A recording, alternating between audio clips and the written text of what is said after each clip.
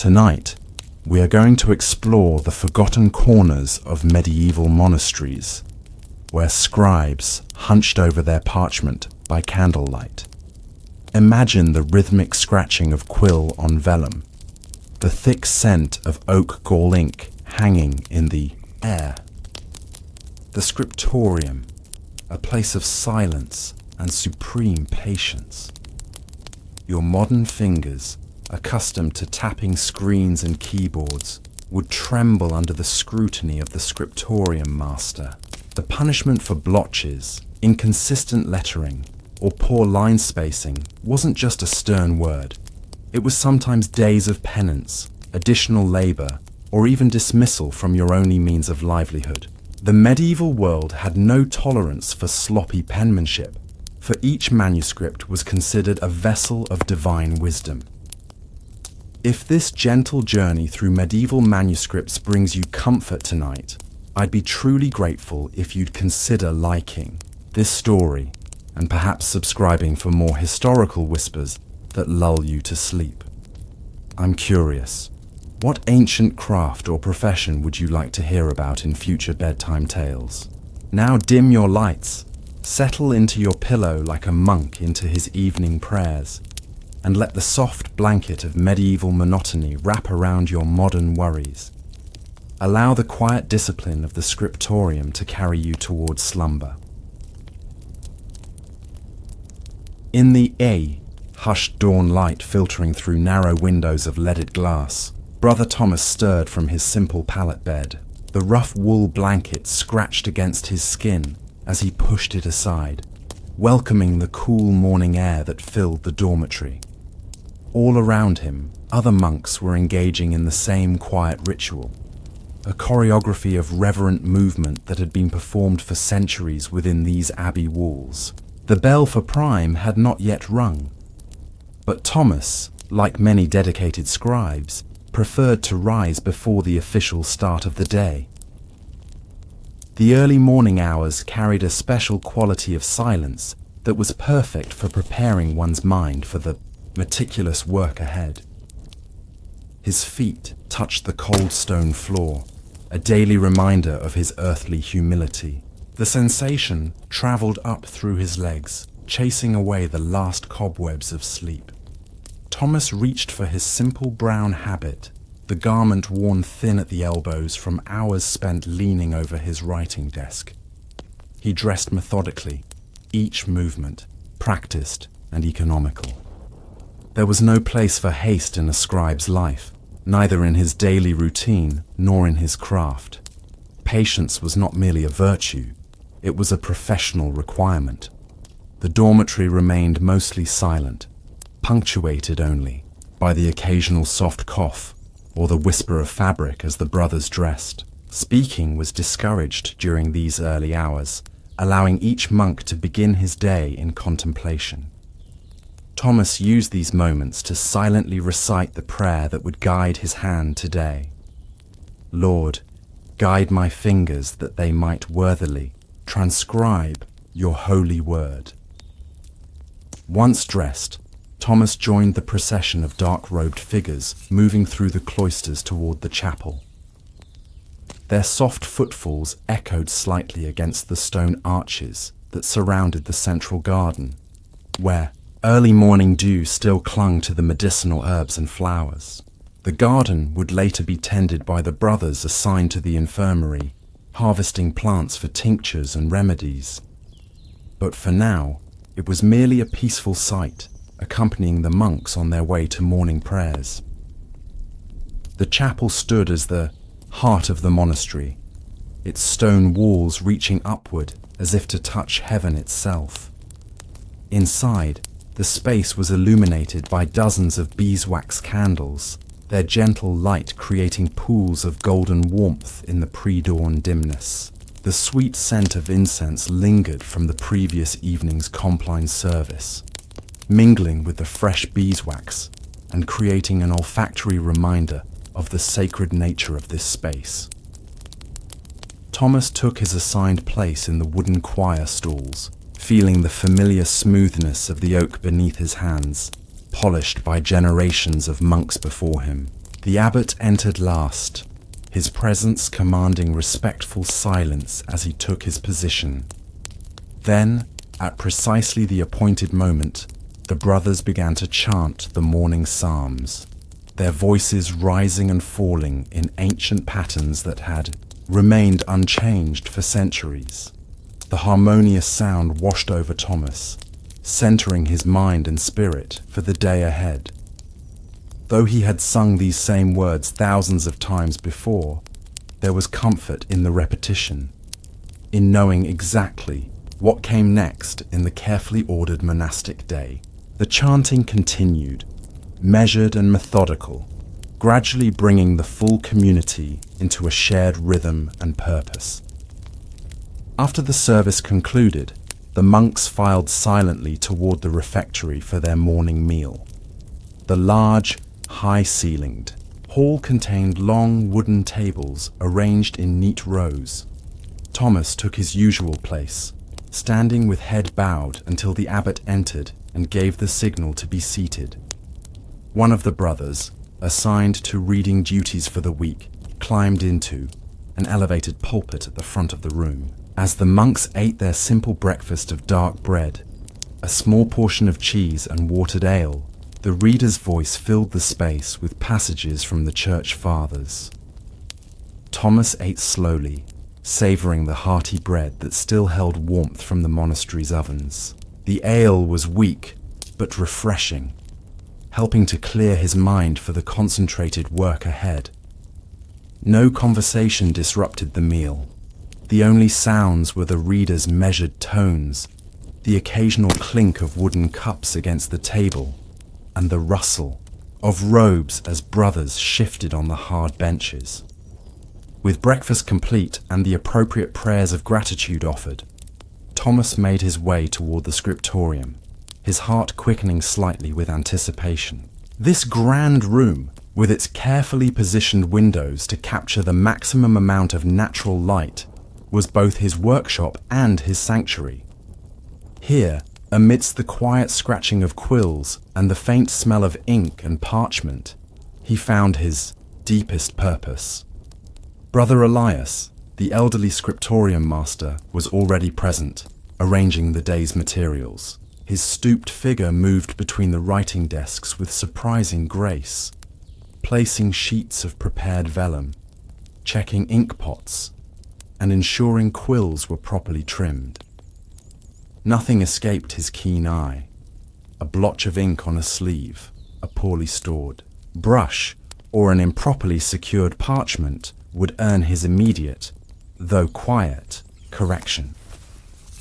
Brother Thomas, Elias acknowledged with a slight nod as Thomas approached his assigned desk. Today, you shall continue with the Psalter commissioned by Bishop Aldred. The illuminator has completed the border work on the first 20 pages, which are now ready for your text. Thomas bowed his head in acceptance of the assignment. The Psalter was an honor to work on, a luxurious book of psalms that would eventually contain gold leaf illustrations and intricate painted capitals. Such a prestigious commission demanded the monastery's finest scribes, and Thomas had spent years refining his penmanship to earn such trust. He settled onto his wooden stool, adjusting its height to align perfectly with his slanted writing desk. Before touching a single tool, he spent a moment arranging his workspace according to the practices he had learned as a novice. To his right, he placed several freshly cut quills, their tips carefully sharpened to achieve the precise line weight required for the text. To his left stood small pots of ink, primarily the rich brown-black made from oak galls, but also red for rubrics and special elements. From a nearby shelf, Thomas collected the exemplar, the source text he would copy from, handling the precious manuscript with reverence. This particular book had been borrowed from a sister monastery some 50 miles distant, travelling under armed escort due to its value. Thomas placed it on the slanted bookrest attached to his desk, securing the pages, open with thin lead weights shaped like serpents.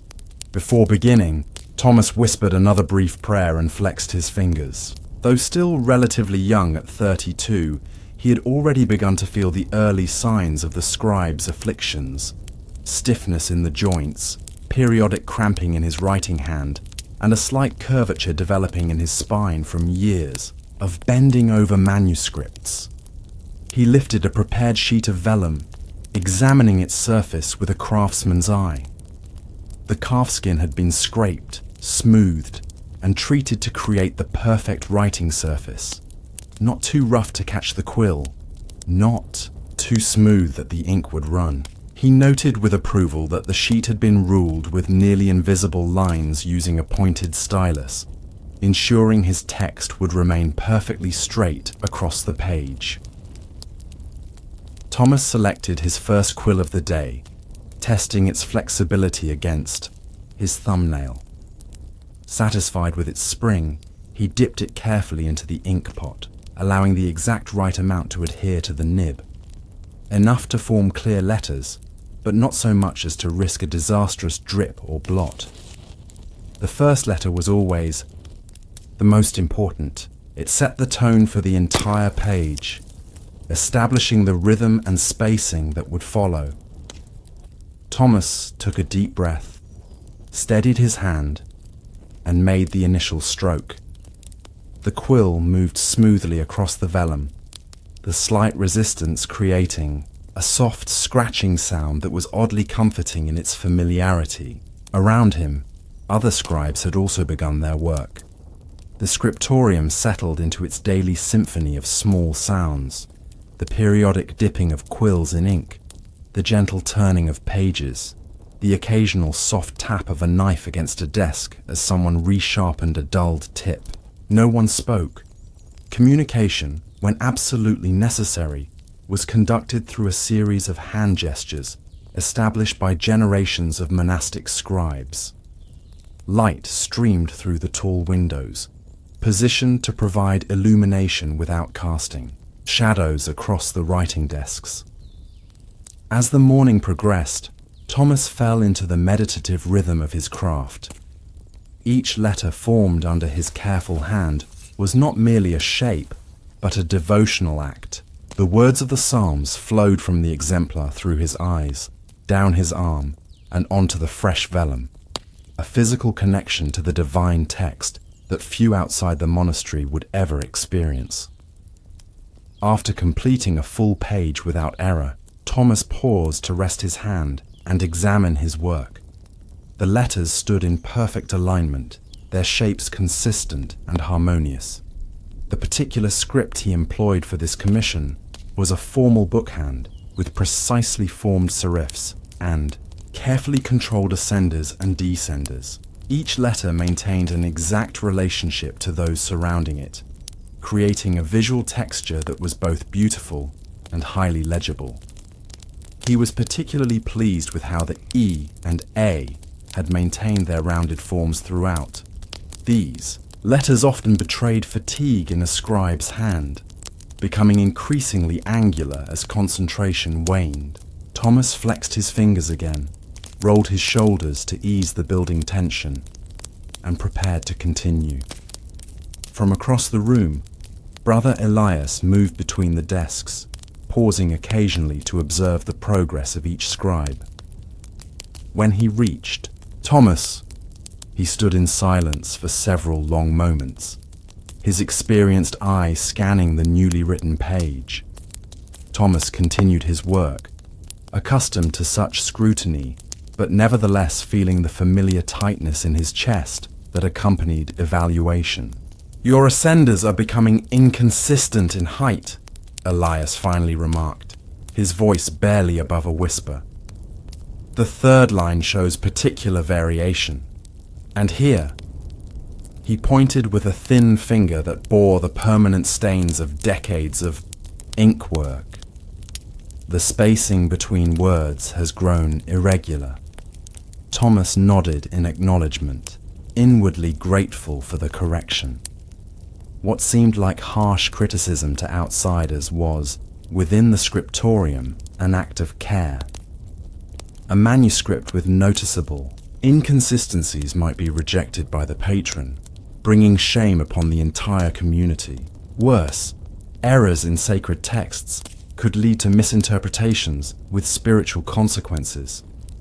The scriptorium master's exacting standards were not mere perfectionism, but a moral duty. "I shall make the corrections, brother," Thomas replied softly, already reaching for his scraping knife, a small curved blade used to carefully remove errors from the vellum surface. "No," Elias decided after a moment's consideration. "The flaws are subtle enough that correction might cause more damage than improvement. Continue, but with greater attention. Remember that Bishop Aldred has particularly commented on the regularity of our house style as his reason for commissioning this work." With those words, Elias moved on to the next desk, leaving Thomas with a renewed sense of purpose and concentration. The reprimand, mild as it was, served as a reminder of the exceptional standards required in this vocation. Thomas had seen far harsher consequences for poor penmanship during his time in the monastery.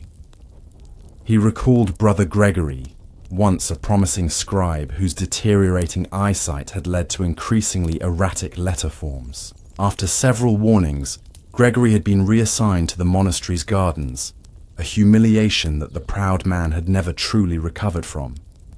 And there was the notorious case of novice William, whose consistently poor handwriting had been deemed a sign of internal disorder and lack of spiritual discipline.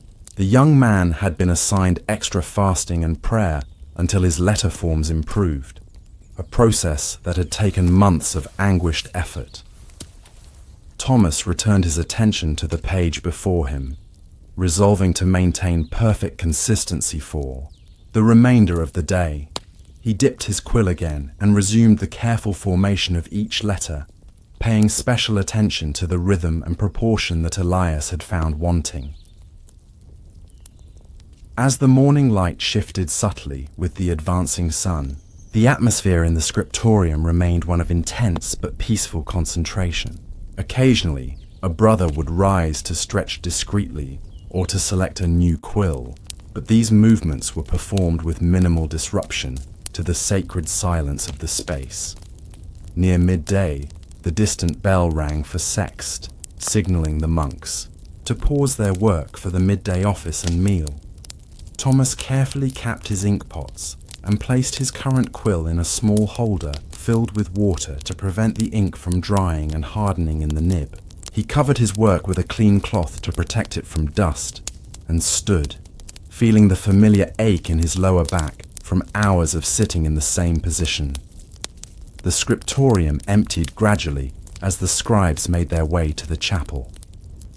Thomas walked alongside Brother Matthew, another scribe of similar experience who was working on a copy of St. Augustine's writings. Though conversation was discouraged during work hours, the brief transition between activities allowed for quiet exchange. "How progresses the Psalter?"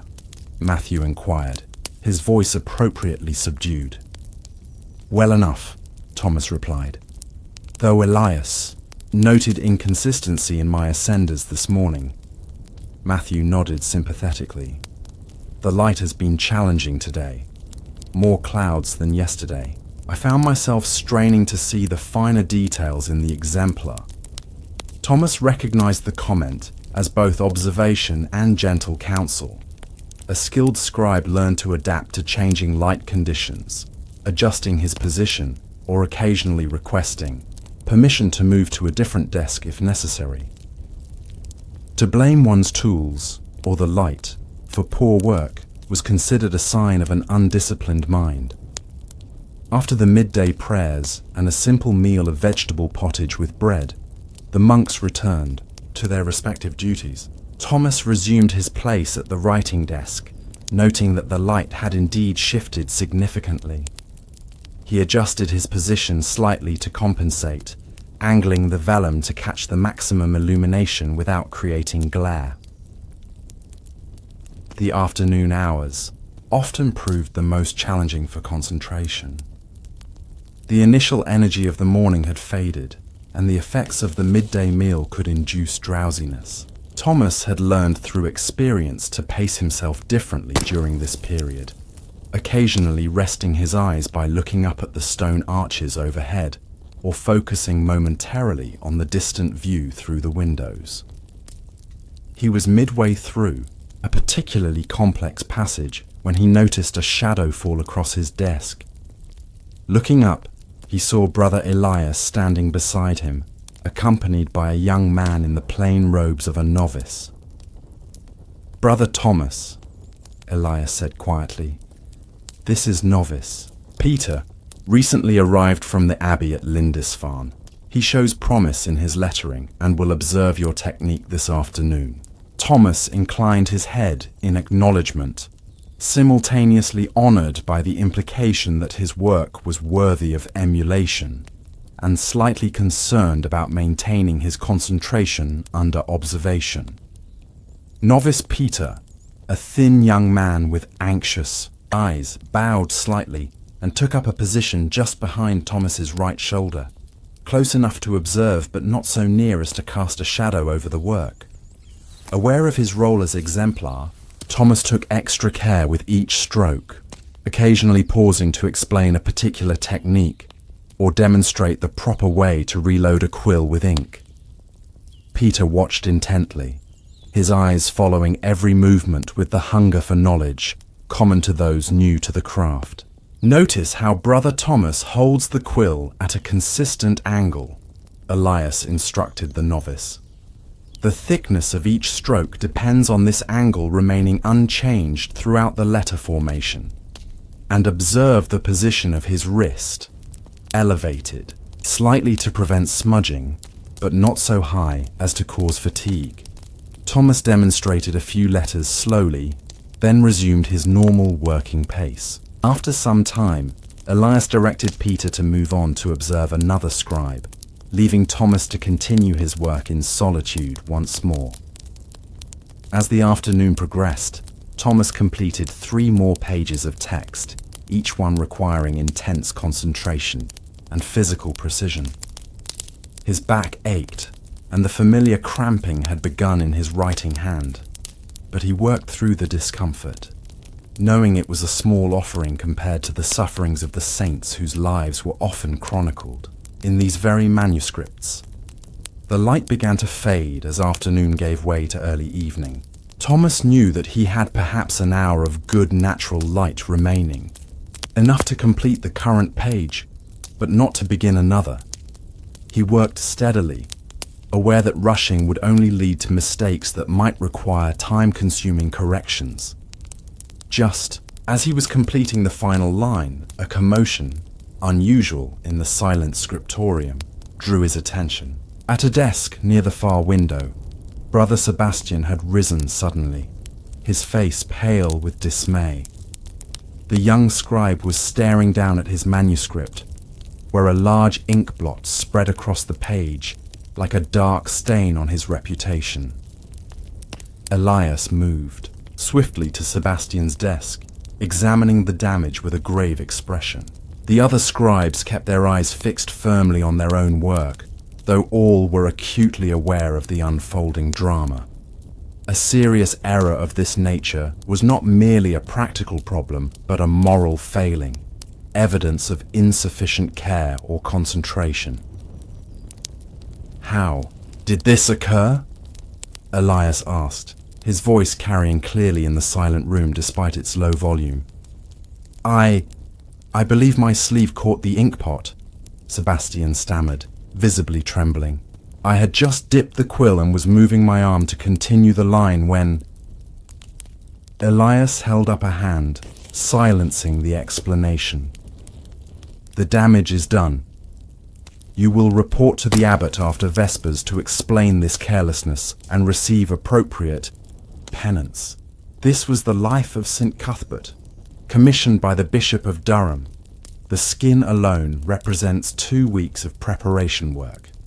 Thomas felt a wave of sympathy for the young scribe, remembering his own early mistakes and the shame that accompanied them. Sebastian's error was serious, the ruined vellum was expensive, and the time lost represented a delay in an important commission. More significantly, the error revealed a lack of the mindfulness that was central to both the craft and the monastic vocation. As Sebastian bowed his head in acceptance of the reprimand, Thomas returned his attention to his own work, carefully examining the page he had just completed for any flaws or inconsistencies before setting it aside to dry. He cleaned his quill thoroughly, wiping away all traces of ink before storing it properly in its case. The ink pots were covered and placed on their designated shelf, and all tools were arranged in perfect order for the following day's work. With his workspace properly prepared for tomorrow, Thomas joined the other monks as they filed out of the scriptorium toward the chapel for the Vespers service. Sebastian walked alone, slightly apart from the others, his posture revealing the weight of his mistake and the anticipated penance. The evening prayers offered a welcome respite from the physical demands of the day's work. Thomas allowed the familiar chants to wash over him, cleansing his mind of worldly concerns. The chapel was illuminated now by many candles, their warm light creating a gentle glow that softened the stone features of the sacred space. After Vespers came the evening meal, a simple affair of bread, cheese, and seasonal vegetables from the monastery garden. As this was not a feast day, meat was absent from the table, though Thomas hardly noticed its lack after so many years of monastic diet. The reading continued throughout the meal. Tonight's text was from the Rule of St. Benedict, a fitting reminder of the values of obedience, humility, and dedicated work that formed the foundation of their communal life. Following the meal, the monks had a brief period of relative freedom before Compline, the final service of the day. Some retired to the cloister walks for silent contemplation, while others attended to personal tasks such as mending garments or engaging in permitted scholarly reading. Thomas chose to visit the monastery library, a treasure house of manuscripts that always filled him with a sense of wonder and purpose. The library was kept under careful supervision by Brother Marcus, an elderly monk whose memory for the location and contents of each manuscript was nothing short of miraculous. Thomas approached him with appropriate deference. "Brother Marcus, might I examine the completed sections of the Lindisfarne Gospels copy? I wish to study the letter forms for inspiration in my current work." Marcus nodded, leading Thomas to a reading desk where the precious manuscript was already laid out for another brother's reference. "You may have 15 minutes, Marcus instructed. "Handle it with the utmost care, and do not, under any circumstance, touch the illuminations." Thomas bowed in acknowledgement of these standard but necessary instructions. Left alone with the manuscript, he bent over it with reverent attention, marveling at the perfect consistency of the script. Each letter seemed to flow from the next with divine harmony, the work of a master whose hand seemed guided by angels rather than human skill. He studied the particular formation of the difficult letter forms, the G with its graceful descender, the R that so often caused problems with spacing, the elegant ligatures where certain letters joined in pleasing combinations. Though he would never achieve such perfection, the study of superior examples was essential to continuous improvement in his craft. The bell for Compline eventually drew him away from his study. The final service of the day was perhaps Thomas's favorite, a gentle conclusion to the structured hours, with prayers for peaceful rest and protection through the night hours. The brothers sang the Salve Regina with particular beauty this evening, the harmonies rising to the vaulted ceiling like incense. After Compline, the monastery entered the great silence that would last until after morning prayers.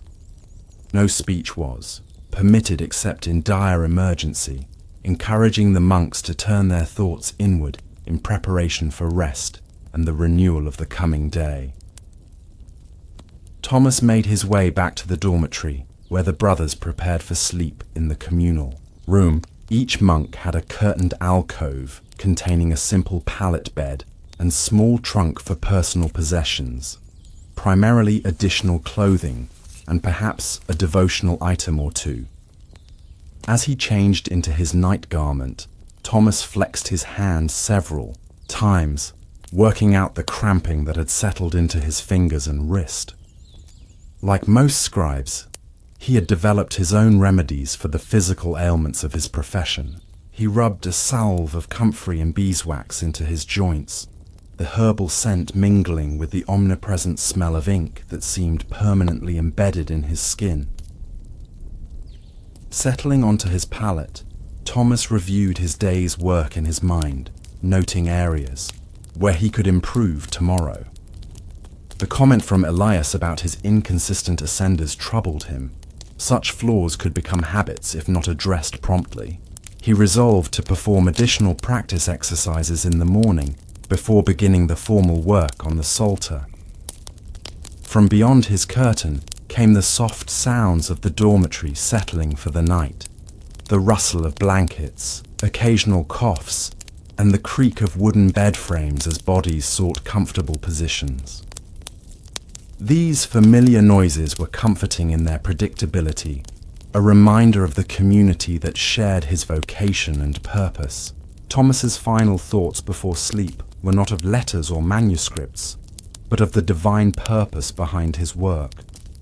Each carefully formed character, each perfectly spaced line, each completed page was not merely craft, but prayer made visible.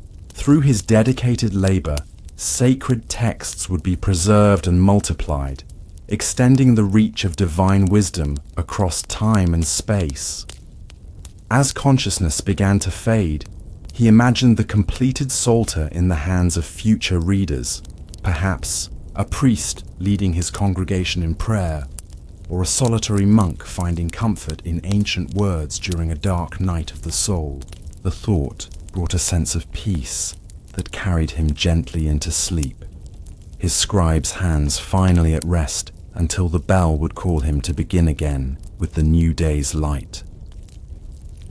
Dreams came to Thomas as they often did, visions of perfect manuscripts, with letters that seemed to glow with inner light, illuminations more vibrant than earthly pigments could achieve. In these dreams, his hand never faltered, his eyes never strained, and the physical limitations of mortal flesh fell away in service to pure creation. Morning arrived all too soon, heralded by the bell for matins, the middle-of-night office that interrupted sleep for prayer before allowing a brief return to rest before dawn. Thomas rose with the others, moving through the familiar rituals with the ease of long practice. The cold stone floor beneath his feet, the shuffle of robes in darkness, the flickering light of a single candle leading the way to the chapel, all formed part of the rhythm that had structured his life since novitiate. After matins, Thomas returned to his bed for the short remaining hours before prime would signal the true beginning of the day. As he drifted back towards sleep, his thoughts turned again to the work awaiting him in the scriptorium, the challenges, the satisfaction, the connection to centuries of scribal tradition stretching back to the earliest days of the church. He knew that tomorrow would bring its own tests, perhaps eye strain from poor light if the weather turned cloudy, or a poorly prepared piece of vellum with a flaw that revealed itself only after hours of work, or the temptation to rush as a deadline approached. Yet these were the very challenges that gave meaning to his vocation, the resistances against which skill and devotion were measured. In the quiet depths of the night, with his brothers sleeping around him and the sacred manuscripts resting in darkness in the scriptorium, Thomas found a moment of perfect peace, the peace of purpose fulfilled and of being exactly where one was meant to be. With this thought, he surrendered once more to sleep, his scribe's hands temporarily at rest from their sacred labor, but ready to begin again with the new day's light. As this chapter closes its eyes, another tale begins to stir. Like a monk turning the page of an ancient codex, fingers tracing the path to new wisdom yet untold. Between midnight blue and burnished gold, where brushes dipped in crushed lapis lazuli dance across vellum, the illuminator's steady hand transforms the ordinary into the divine. Time suspends in this sacred space, where pigments born of earth and stone await their transformation into windows to heaven, each brushstroke a prayer whispered into existence. The first light of dawn arrived almost imperceptibly through the eastern window of the monastery's illumination workshop. It touched the dust particles floating in the air, transforming them momentarily into tiny motes of gold, before finally settling upon the worn wooden work table where Brother Nicholas had been diligently preparing his pigments since well before prime. The Benedictine monastery of St. Albans, renowned throughout England for its exceptional illuminated manuscripts, maintained a strict schedule, but those dedicated to the art of illumination often found themselves rising earlier than their brothers, drawn by an almost irresistible call to their sacred craft. Nicholas had been an illuminator for nearly 20 years now, having shown an unusual talent for the delicate art even as a novice. His fingers, now permanently stained with the telltale marks of his profession, moved with practiced precision as he ground a small piece of malachite against the smooth surface of his grinding stone. The gentle rhythmic sound seemed to blend with his breathing, a meditation of its own kind that prepared both his hands and his spirit for the work ahead. The workshop was arranged with meticulous care, each element positioned to make the best use of the precious natural light that would filter through the windows as the day progressed. A row of sloped desks lined the wall beneath the windows, each outfitted with small shelves for holding pigment pots, brushes, and the various tools required for the application of gold leaf. The room smelled of a peculiar but not unpleasant blend of gum arabic, honey, egg whites, and the earthy minerals that would soon transform into vibrant colours on the page. Nicholas paused in his grinding to test the consistency of the powdered malachite. He moistened his fingertip and touched it to the pale green powder, rubbing it between finger and thumb to feel for any remaining grains that might mar a smooth application. Satisfied with the silky texture, he nodded to himself and reached for a small clay pot containing gum arabic, the binding medium that would transform the powder into usable paint. The doorway darkened briefly as Brother Thomas entered, carrying a stack of prepared vellum sheets. These pages had already received their text from the skilled hands of the monastery's scribes. Now they awaited the illuminator's touch, the decorative initials, borders, and illustrations that would breathe visual life into the words and elevate the manuscript from mere documentation to an object of devotional beauty. "Good morning, brother," Thomas greeted him softly, careful not to disturb the tranquil atmosphere of the workshop. "I've brought the completed folios for the Psalter. The abbot hopes the illumination might be complete by the feast of St. Michael." Nicholas looked up from his work, quickly calculating the timeline in his head. The feast of St. Michael was nearly 2 months away, a reasonable deadline for the planned level of decoration, provided there were no unexpected delays or difficulties with the materials.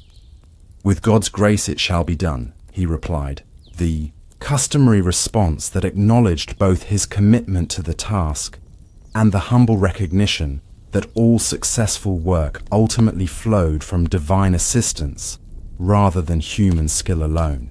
"Please place them on the storage shelf. I'll examine them after chapter meeting." Thomas carefully set the precious pages in their designated spot, each one representing hours of patient work by the scribes. The relationship between scribe and illuminator was one of mutual respect and dependency. A scribe's careful planning was essential, leaving precisely calculated spaces for the decorated initials and illustrations that would later be added. In turn, The illuminator's work had to harmonize with and enhance the script, creating a unified visual experience for the reader. As Thomas departed, Nicholas returned to his preparations. The morning would be devoted primarily to making pigments, a time-consuming but essential foundation for the artistic work that would follow. Each color required specific materials and techniques, knowledge that had been passed down through generations of monastic artists and jealously guarded as valuable intellectual property of the monastery. He reached for a small leather pouch containing fragments of lapis lazuli, the precious blue stone imported at great expense from distant mountains in what travelers called the lands beyond Persia. The vibrant ultramarine blue derived from this stone was among the most expensive pigments, often reserved for the most important illustrations or for depictions of the Virgin Mary's robes. Nicholas handled the small stones with reverence, aware that their value nearly matched their weight in gold. The process of extracting the pure blue from lapis lazuli was perhaps the most complex of all pigment preparations. Nicholas began by grinding the stone into a fine powder, a task requiring patience and steady pressure.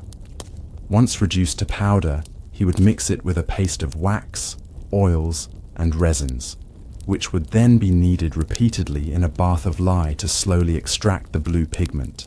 The process would take several days of attentive work, but the resulting color would be without equal, a blue so profound it seemed to open a window to the heavens themselves, while the workshop remained quiet, with only the occasional soft footfall.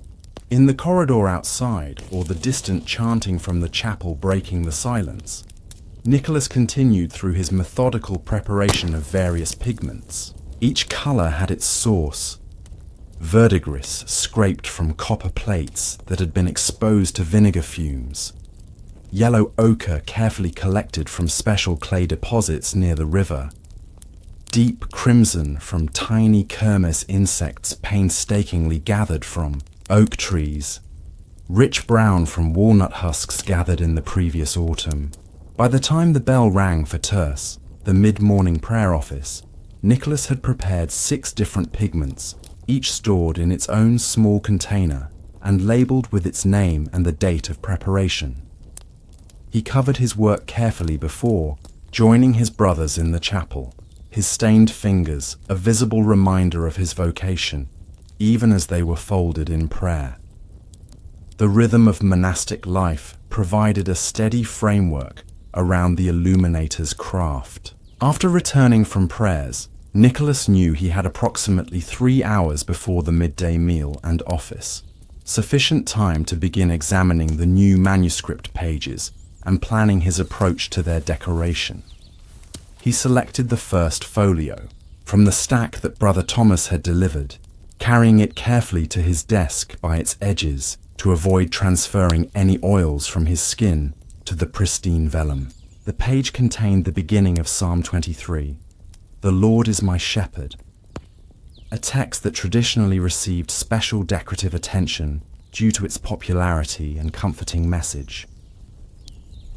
Nicholas studied the layout, noting the large space left for an illuminated initial D at the beginning of Dominus, and the generous margins that would allow for decorative borders. In his mind's eye, he began to envision the design, perhaps a shepherd with his flock for the initial, surrounded by a border of entwined vines bearing small flowers, and the occasional bird or rabbit hidden among the foliage. From a wooden chest beneath his desk, he retrieved several pieces of scrap parchment and a stick of charcoal. These would serve for preliminary sketches and design experiments before committing anything to the valuable manuscript page. Nicholas believed firmly in thorough planning. A single mistake on the final page could compromise weeks of work by both scribe and illuminator. He began to sketch lightly, allowing his hand to move with practiced fluidity as he explored different compositions for the initial. The letter D offered an excellent natural frame for a scene within its curve, and Nicholas tried several arrangements of the shepherd figure, standing with staff in hand, seated on a rock overlooking his flock, or bending to retrieve a stray lamb. As he worked, Brother Elias, the elderly master illuminator who had taught Nicholas his craft, entered the workshop.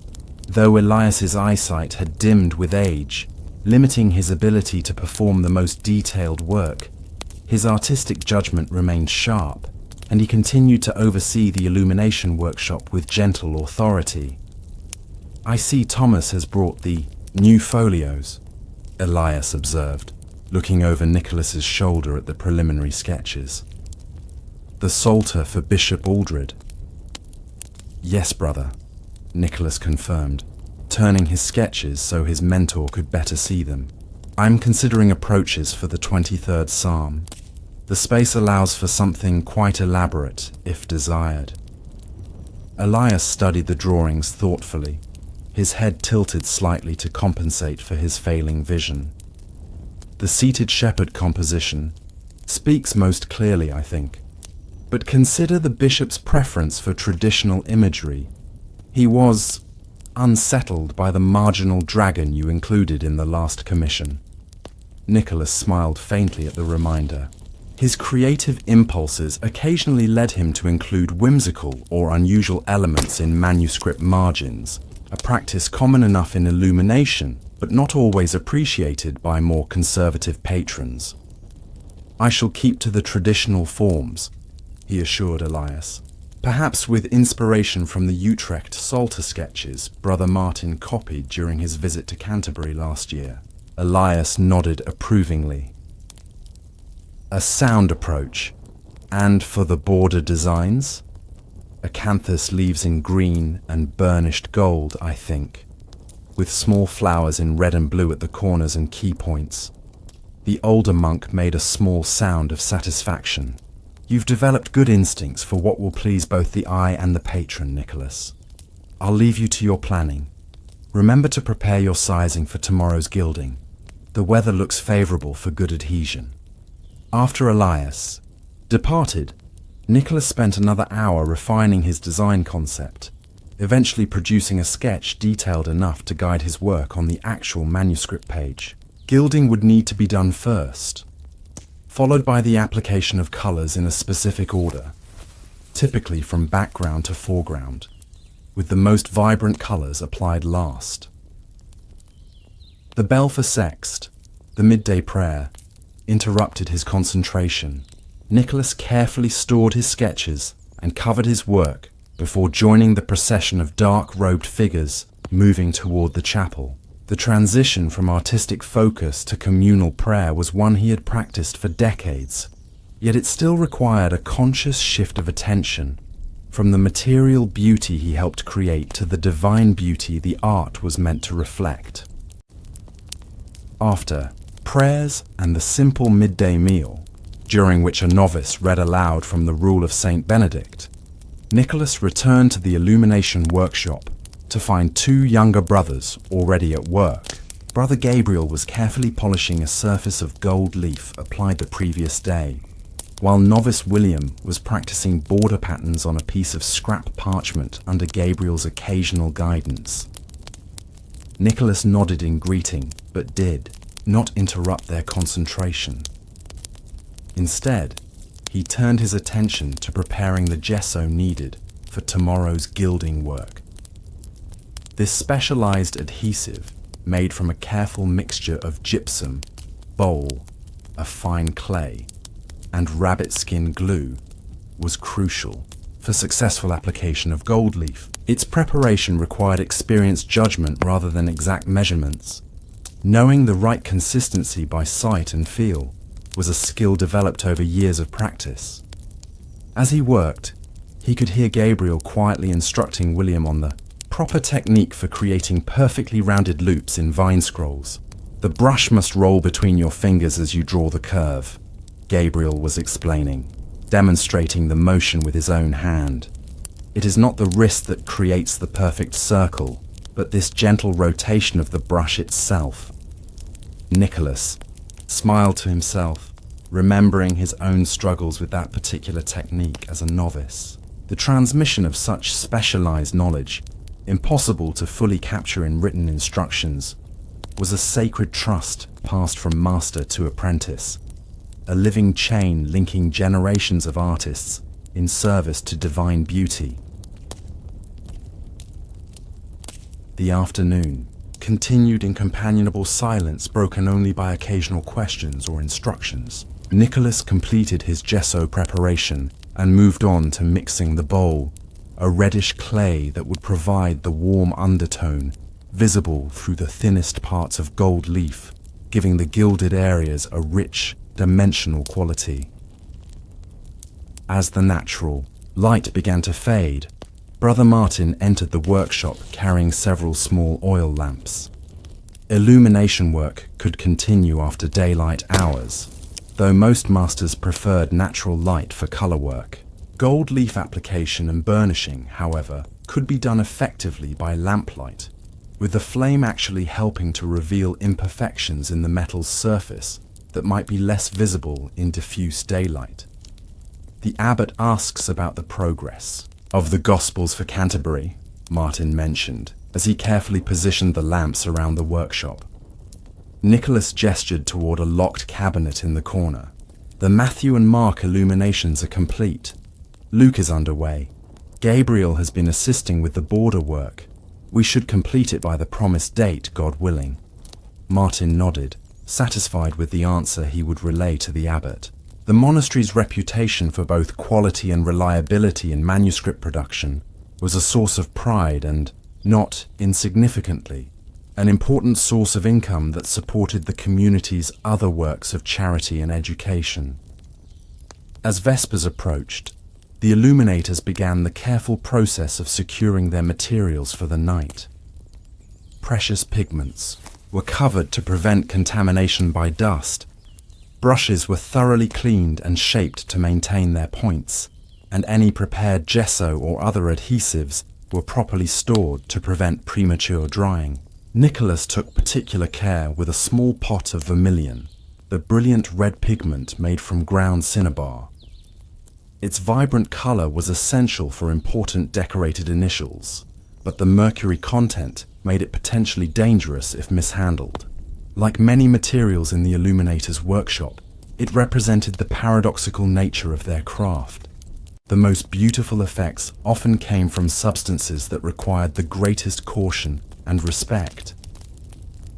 After securing his workstation, Nicholas joined his brothers for the evening prayer office.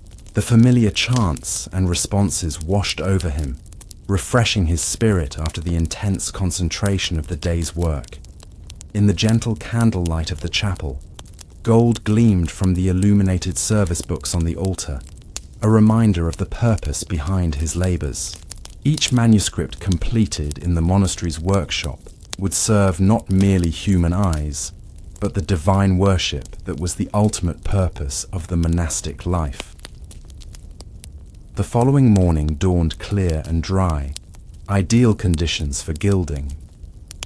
Nicholas arrived at the workshop early, as was his custom, and found the room pleasantly cool. Humidity could interfere with the proper adhesion of gold leaf, causing it to buckle or detach from the page over time. The day's weather seemed to offer divine approval for the work ahead. He began by retrieving the gesso he had prepared the previous day, checking its consistency and making minor adjustments by adding tiny amounts of water and stirring carefully. The mixture needed to be smooth enough to apply in thin, even layers, but thick enough to create the slightly raised surface that would give dimension to the gilded areas. From a locked box, Nicholas removed a small book of gold leaf, thin sheets of pure gold beaten to an almost impossible thinness, each separated by tissue paper and handled only with specialized tools to prevent tearing or contamination from skin oils. The cost of the material demanded careful use, with even the smallest scraps collected for reuse. The first step in the gilding process was to apply the prepared gesso to the areas marked for gold on the manuscript page. Using a fine brush with a good point, Nicholas carefully traced the outline of the large initial D he had designed for the psalm, then filled in the shape with smooth, even strokes. The slightly raised surface this created would help the illuminated letter stand proud from the page, catching light differently than the flat pigments and creating a sense of divine radiance appropriate to the sacred text.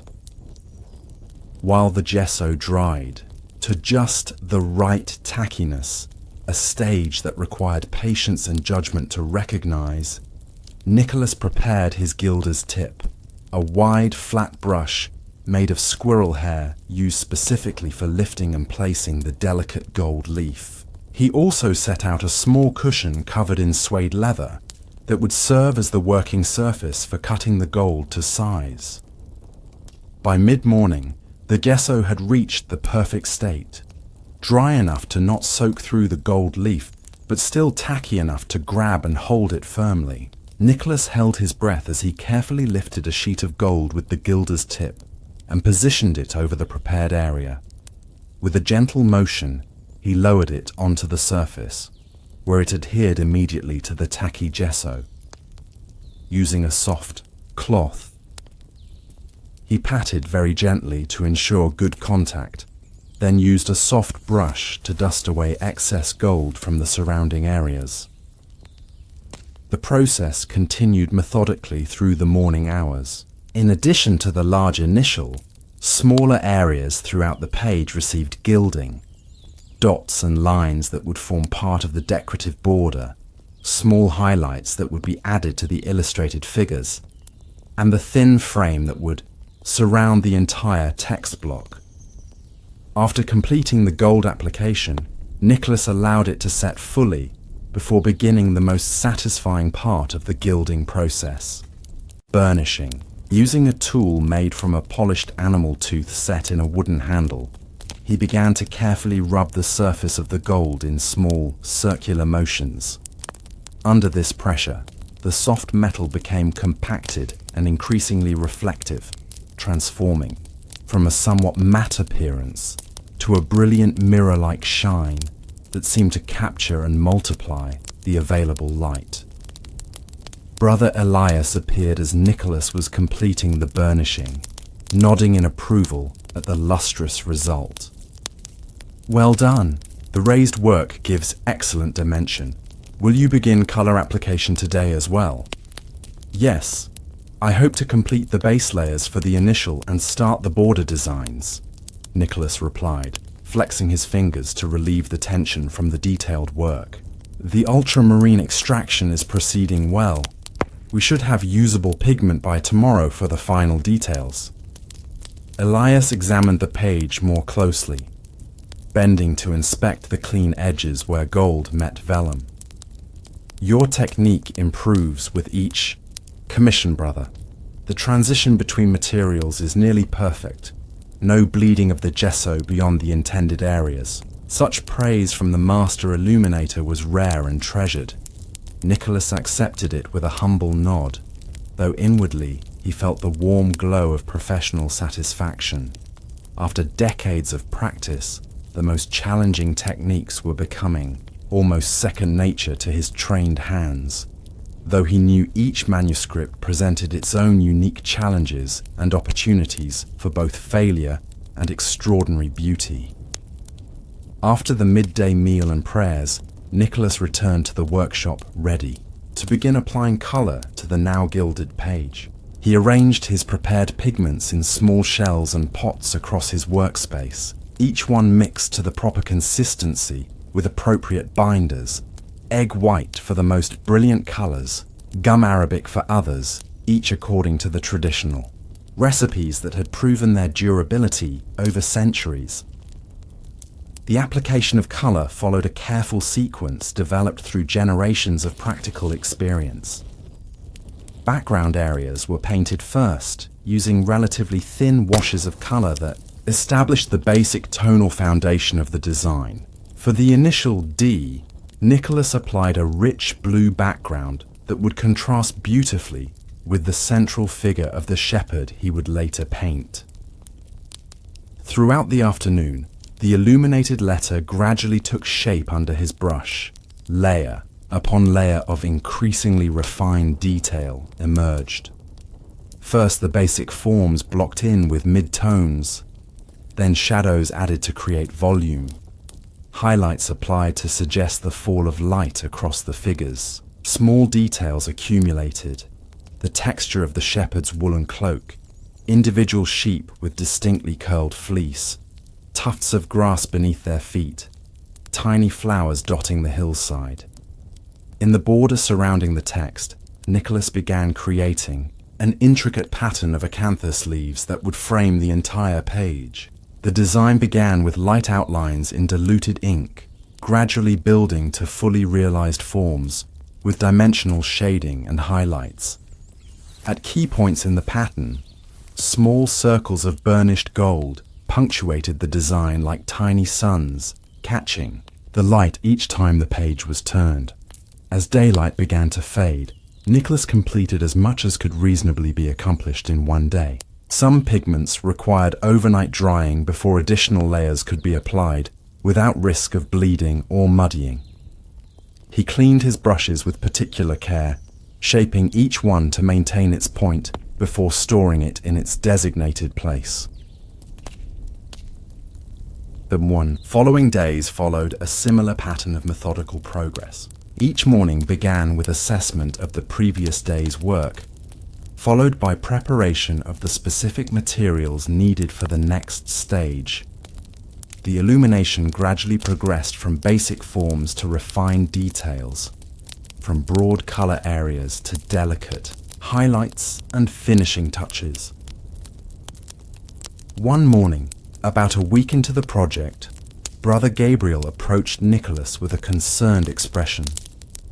"Brother, I fear we may have a problem with the lapis supply. The last shipment contains more impurities than usual. I've been struggling to extract a pure blue." Nicholas followed him to a corner of the workshop where the ultramarine extraction was underway. The cloth bundles that should have been releasing a vibrant blue into the water below were indeed producing a disappointingly pale and greyish colour.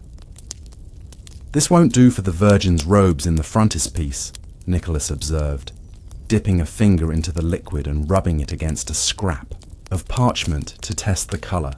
"We'll need to use what remains of the previous batch for that purpose. For less prominent areas, we might mix this with a small amount of azurite to improve the colour." Such adaptations were a normal part of the illuminator's craft. Materials varied in quality, sometimes significantly, and successful artists learned to adjust their techniques and designs accordingly. The most skilled illuminators could create beauty even with imperfect materials. A reminder, Nicholas often thought, of God's ability to create perfection from the imperfect vessels of human effort. As weeks passed, the Psalter progressed page by page. Each folio presented its own challenges and opportunities. Some pages featured elaborate narrative scenes illustrating the psalm text. Others emphasized decorative patterns and abstract designs that transformed the written word into a feast for the eyes. One particular challenge emerged with Psalm 68, which began with a magnificent illuminated S that needed to contain a scene of King David in prayer. The sinuous form of the letter required careful planning to integrate the figure naturally within its curves. Nicholas spent an entire day on the design alone, creating multiple sketches until he found a composition that perfectly balanced the needs of legibility, narrative clarity, and aesthetic harmony. On days when the detailed work strained his eyes, Nicholas would switch to less demanding tasks, preparing materials, creating patterns for border designs, or mentoring younger artists like novice William, whose skills were developing promisingly under the careful guidance of the senior illuminators. "The secret to lasting as an illuminator," he told William one afternoon as they worked side by side, "is knowing when to rest your eyes and hands. This is not work that rewards haste or forcing progress beyond what the body can sustain. Our craft requires patience above all else. Patience with materials, with the gradual development of skill, and with our own limitations. William nodded earnestly, clearly storing away this wisdom along with the more technical instruction he received daily.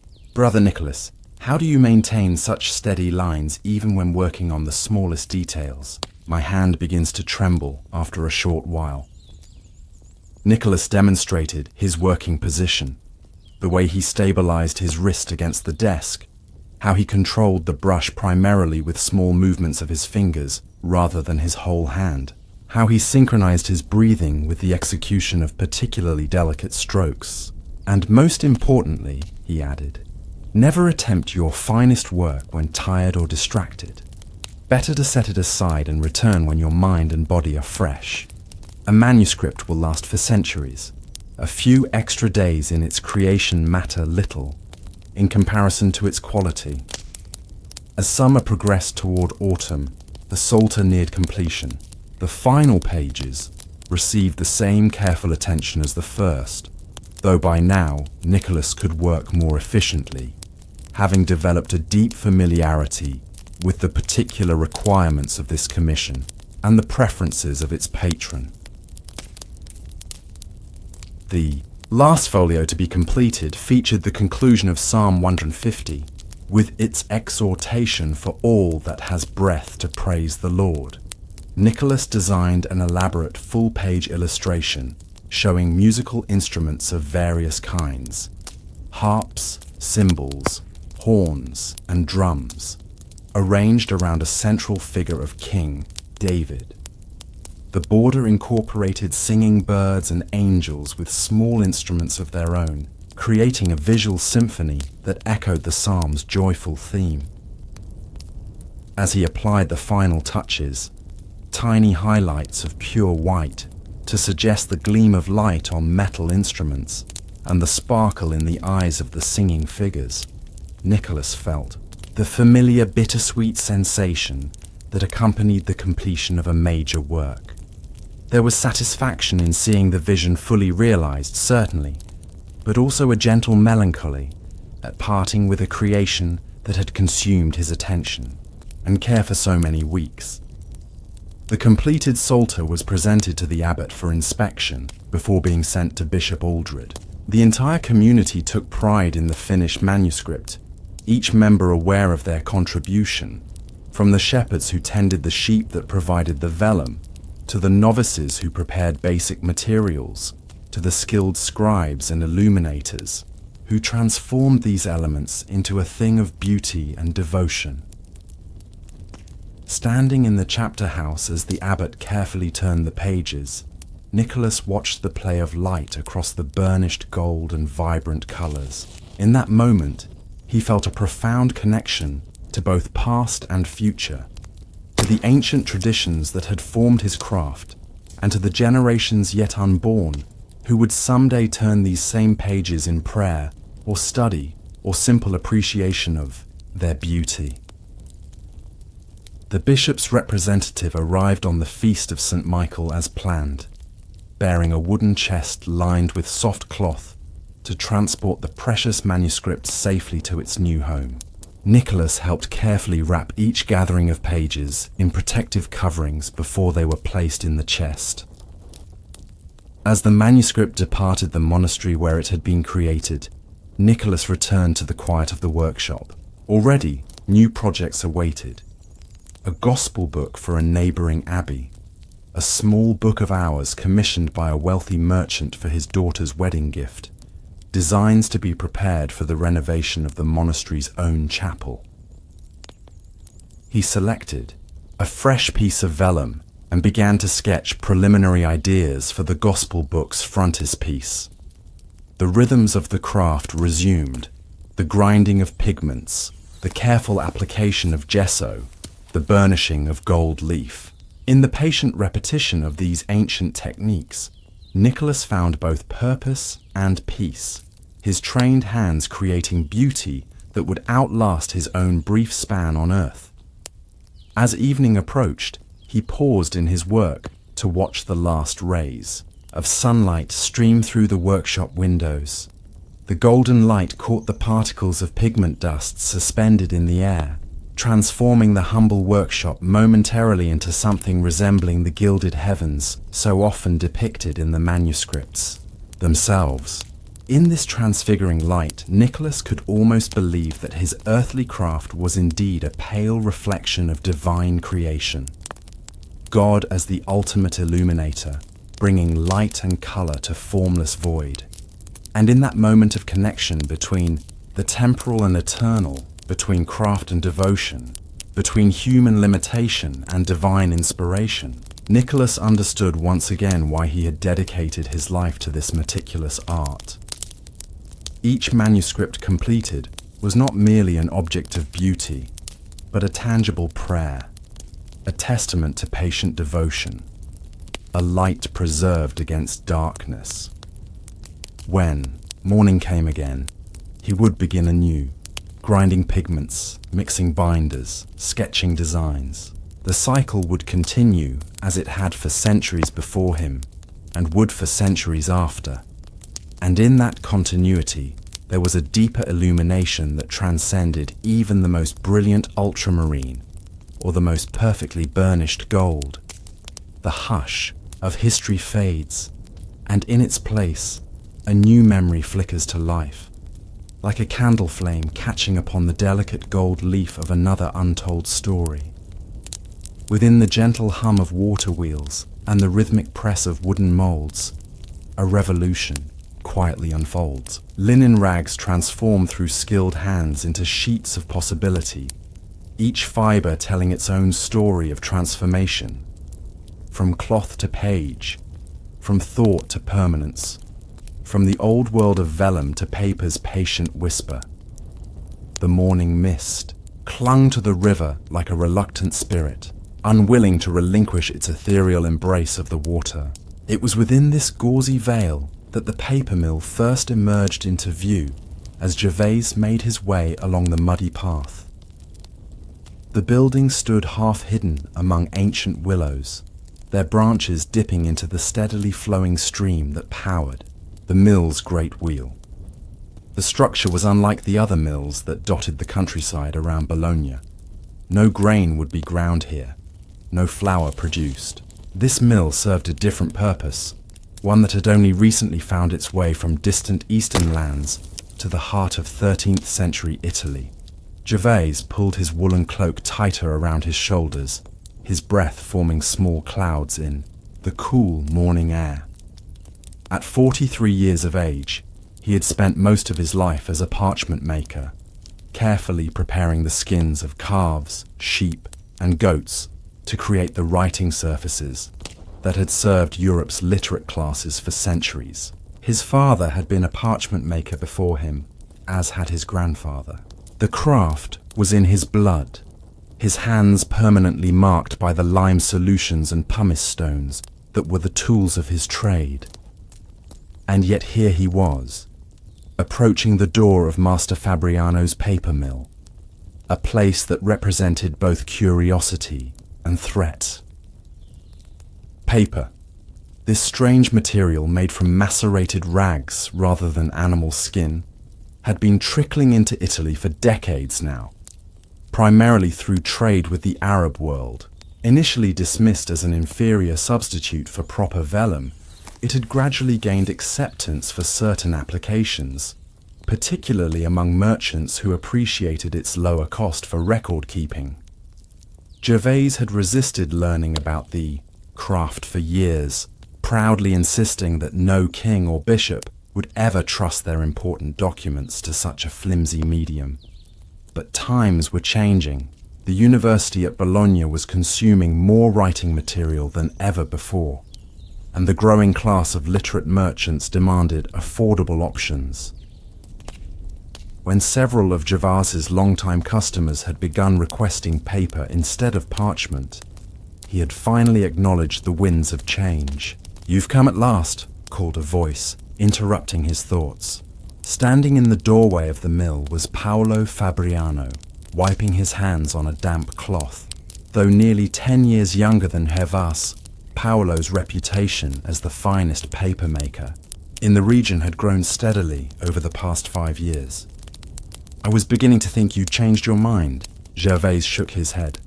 "I gave my word I would come and learn, though I still doubt this paper will ever replace proper vellum for important works." Paolo smiled, showing no offense at the skepticism. "Perhaps not in our lifetime, but come inside and see for yourself before making final judgments." The interior of the mill was a world of calculated chaos. The main room was dominated by a large wooden vat positioned near a small hearth that kept its contents warm. Around the perimeter stood several presses and drying racks, where newly formed sheets hung like laundry in various stages of completion. The air was humid and carried an unusual smell, not unpleasant but unfamiliar to Gervais's nose, which was accustomed to the distinct animal odors of the parchment workshop. "We begin with rags," Paolo explained, leading Gervais to a corner where sorted piles of white cloth lay in woven baskets. "Linen is best, though hemp can also serve. Cotton is too soft for good paper. These have already been sorted and cleaned of seams, hems, and anything else that might create impurities in the final sheet." Gervais examined the rags with professional interest. "The quality varies considerably." "Yes, and so will the paper they produce. The finest white linen makes the best writing paper, while the darker, coarser cloths are suitable for wrapping or less important records." Paolo continued the tour, showing how the sorted rags were cut into smaller pieces, then soaked in water for several days until they began to ferment slightly, softening the fibers. "This is perhaps the least pleasant part of the process," he admitted, as they passed large wooden tubs where this preliminary decomposition took place. "The smell can be quite strong in summer." Next came what Paolo called the beating room, where the most physically demanding work occurred. Here, 2 apprentices operated a stamp mill, a water-powered mechanism with wooden hammers that pounded the soaked rags continuously, gradually reducing them to a pulp of individual fibers. "Before we built this mill, we did all beating by hand with wooden mallets," Paolo explained over the rhythmic thumping. "Some still work that way, but the water-powered hammers produce more consistent results and save considerable labor." Gervais watched the mechanism with interest.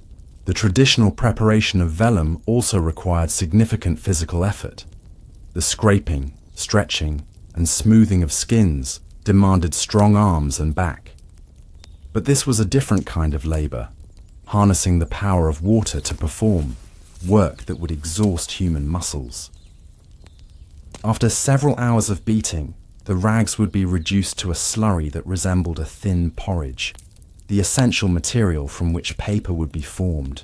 This pulp was transferred to the large vat Gervais had noticed upon entering, where it was mixed with more water to create the proper consistency. "Now comes the true art," Paolo said, gesturing to a workstation where a young man stood before the vat. "This is Marco, my most skilled vat man." Marco acknowledged the introduction with a nod, but remained focused on his task. In his hands was a rectangular wooden frame with a fine wire mesh stretched across it, fitted with a removable wooden frame on top, what Paolo called a mold and deckler.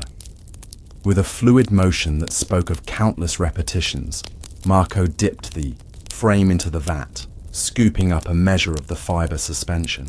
As he lifted it out, he performed a series of subtle shakes in different directions, causing the fibers to settle evenly across the wire surface, while the excess water drained through. "This motion is what determines the quality of the sheet," Paolo explained quietly, watching his craftsman work. "Too little movement and the fibers clump unevenly. too much and the sheet becomes thin and weak. It takes years to develop the proper feel.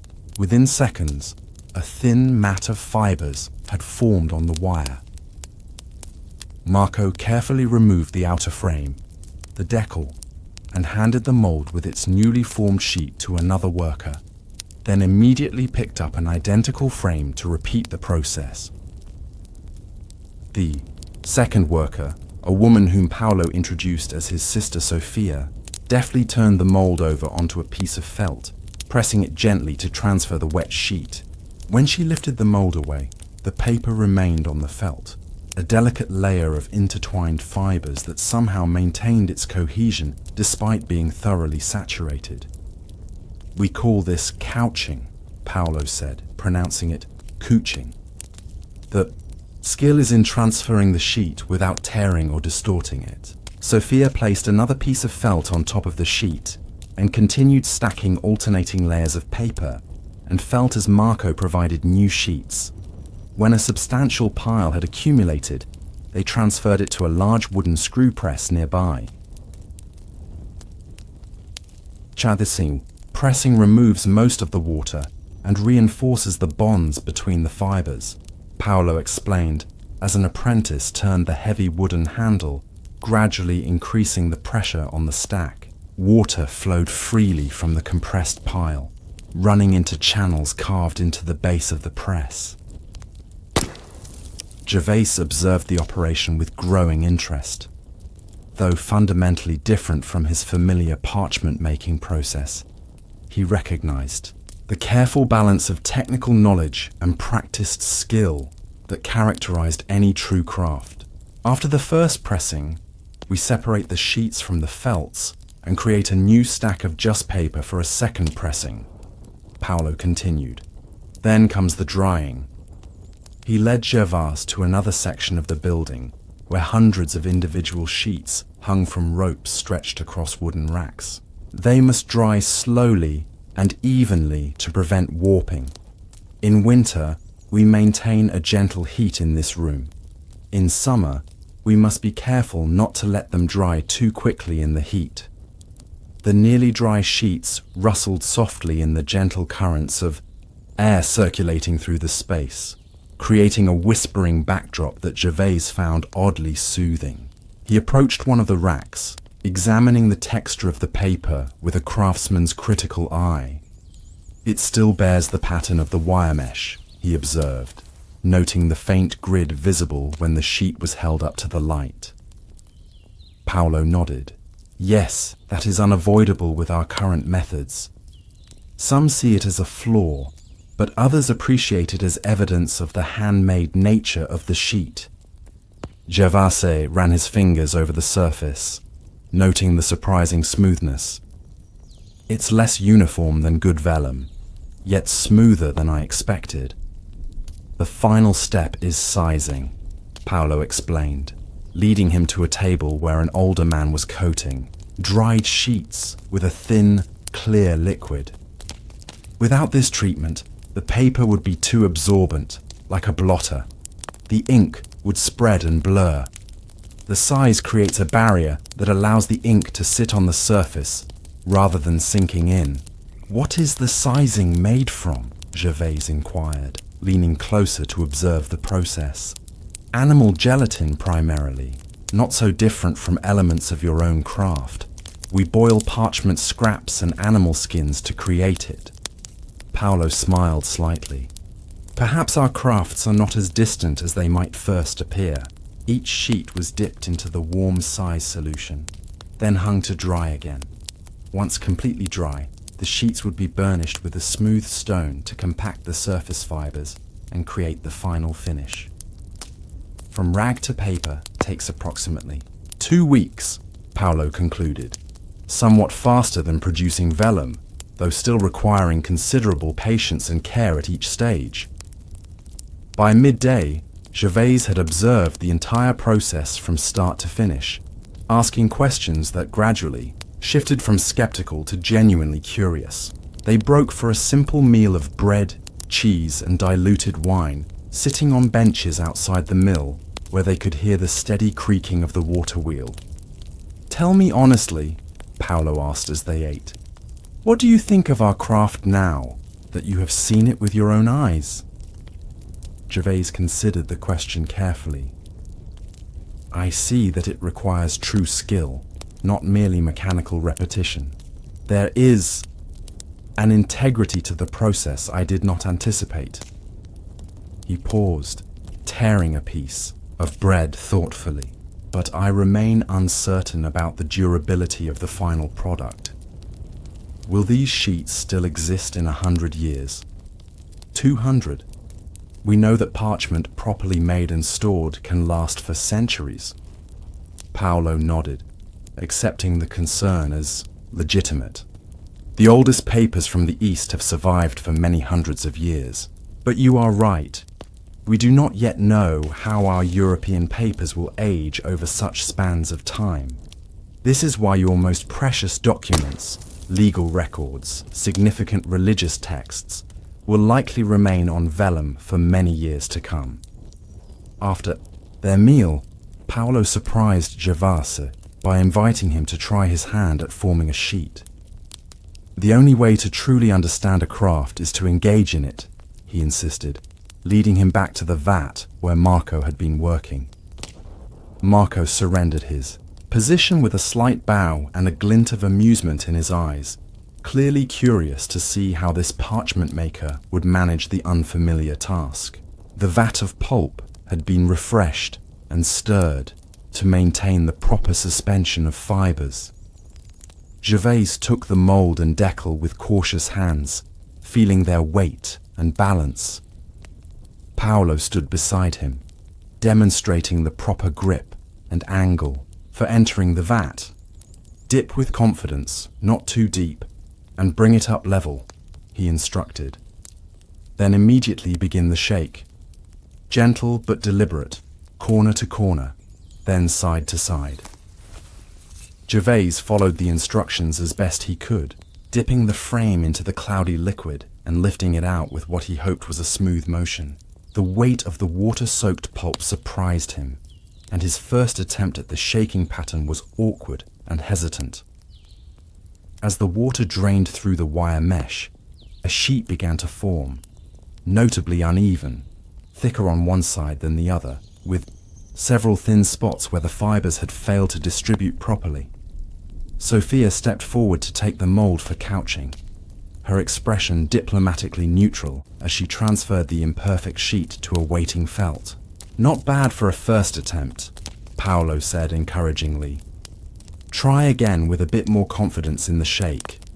Gervais took a second mold and made another attempt, this time paying closer attention to the subtle movements that Marco had demonstrated. The result was marginally better, more evenly formed, though still lacking the perfect uniformity of the professional's work. After a third attempt produced a sheet that Paolo deemed almost acceptable, Gervais surrendered the tools back to Marco with newfound respect for the skill involved. His hands and forearms ached slightly from the unfamiliar motions and the need to control the heavy, water-laden frame with precise movements. "It appears deceptively simple when watched," he admitted, drying his hands on an offered cloth. "But the body must learn its own wisdom for such work." Paolo nodded in agreement. Like any craft, the true knowledge resides in the hands and can only be gained through practice. But you have the advantage of already understanding the disciplined patience required for quality work. That is the foundation of all worthwhile making. As the afternoon progressed, Paolo showed Gervais other aspects of the operation: the careful selection and maintenance of the wire molds, the preparation of sizing, the quality control inspections that eliminated flawed sheets before they were offered for sale. Throughout it all, Gervais noticed the papermaker's attention to detail and commitment to consistency, values he recognized from his own workshop. By the time the day began to wane, Gervais found his initial resistance softening. While he still believed that parchment would remain superior for certain applications, he could now appreciate paper as a legitimate craft with its own merits, rather than merely a poor substitute for real writing material. "Before you leave," Paolo said, as the workers began cleaning their stations for the day, "I want to show you something special." He led Gervais to a small side room that served as an office and storage space for completed stock. From a wooden chest, Paolo carefully removed a bound volume and placed it on a clean table. "This was made 5 years ago, one of my earliest attempts at producing a writing paper suitable for books, rather than merely for records or letters." He opened the volume to reveal pages covered in a neat, scholarly hand, some kind of mathematical treatise, from what Gervais could discern of the text. The pages were thin, but surprisingly strong, with a pleasing cream color that contrasted well with the dark ink. "Feel it," Paolo invited, stepping back to allow Gervais closer access to the book. Gervais carefully turned several pages, noting their flexibility and the clean edges where the book had been trimmed after binding. He ran sensitive fingertips across the surface, assessing the texture as only someone with decades of experience with writing materials could do. "It takes the ink well," he observed, examining the clarity of the letter forms. "No bleeding or feathering at the edges, and it has not yellowed significantly with age. This paper has a higher linen content than most, and I developed a special sizing formulation that resists discoloration," Paolo explained with undisguised pride. "The scholar who commissioned it has since ordered 3 more volumes on the same material." Gervais nodded slowly, acknowledging the quality of the work. "It is impressive," he admitted, "though still different from parchment in ways that matter for certain applications." "Of course," Paolo agreed readily. "As I've said, I don't expect the most important legal documents or sacred texts to transition from vellum in our lifetime. But for many purposes, paper offers advantages that cannot be ignored, especially as our techniques continue to improve." As they stepped outside into the evening air, the paper mill now silhouetted against the setting sun, Gervais found himself contemplating the implications of the day's observations. The world was changing in ways both subtle and profound. New knowledge and techniques were arriving from distant lands, challenging traditions that had served for generations. "I would like to return, if you're amenable," he said finally. "Perhaps, in a week's time, to see more of the sizing and finishing processes." Paolo's expression brightened with genuine pleasure. "You would be most welcome, and perhaps—" he hesitated briefly. "Perhaps we might even discuss the possibility of some form of collaboration. There are aspects of parchment preparation, particularly the final surface treatments, that might be adapted to improve our paper." Gervais raised an eyebrow, surprised by the suggestion. "You would seek advice from a craftsman whose livelihood your work potentially threatens?" Paolo shook his head firmly. "I don't see it that way. Both our crafts serve the preservation and transmission of knowledge. Surely a purpose noble enough to transcend competitive concerns. And I suspect there will be need for both materials, for many years to come, each finding its proper place." As Gervais made his way back along the river path, now illuminated only by the rising moon, he turned these words over in his mind. Perhaps adaptation rather than resistance was the wiser path. After all, had not the introduction of the codex format once threatened the ancient tradition of scrolls? Yet that change had ultimately expanded rather than constrained the written word. The next morning found Gervais back in his own workshop, preparing a particularly fine piece of calfskin for a commission from a local abbey. As he carefully stretched the soaked skin on the wooden frame, scraping away the remaining flesh and fat with practiced movements of his curved knife, his mind continued to process what he had learned at the paper mill. His apprentice, Simon, worked nearby on a less demanding piece, occasionally glancing curiously at his master. Finally, the young man spoke up. "Did you truly visit the papermaker yesterday, Master Gervais? What was it like?"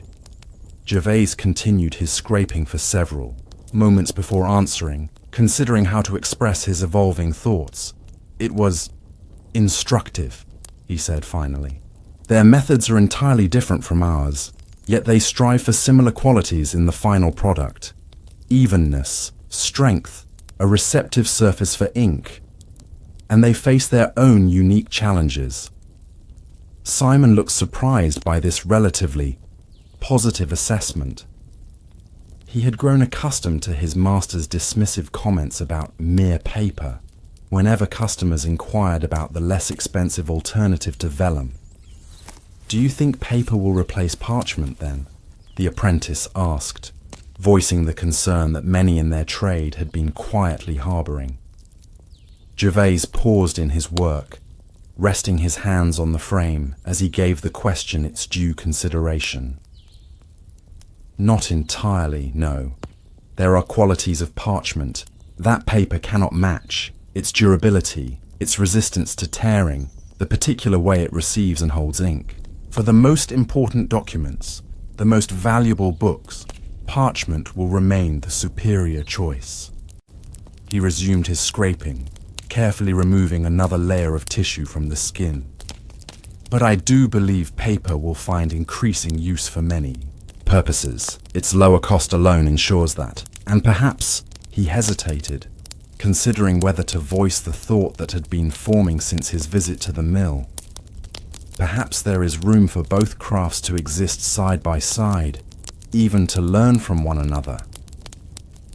Simon's expression registered surprise at this uncharacteristically conciliatory position. Over the following weeks, Gervais returned to Paolo's mill several times, each visit deepening his understanding of the paper-making process and the specific challenges it presented. He observed the careful sizing of sheets, the various methods of creating different textures and weights of paper, and the constant experiments Paolo conducted to improve his products. In turn, Gervais shared some of his own knowledge, particularly regarding the preparation of parchment surfaces to receive ink without bleeding or feathering. This led to Paolo developing a modified sizing formula that significantly improved the writing quality of his paper.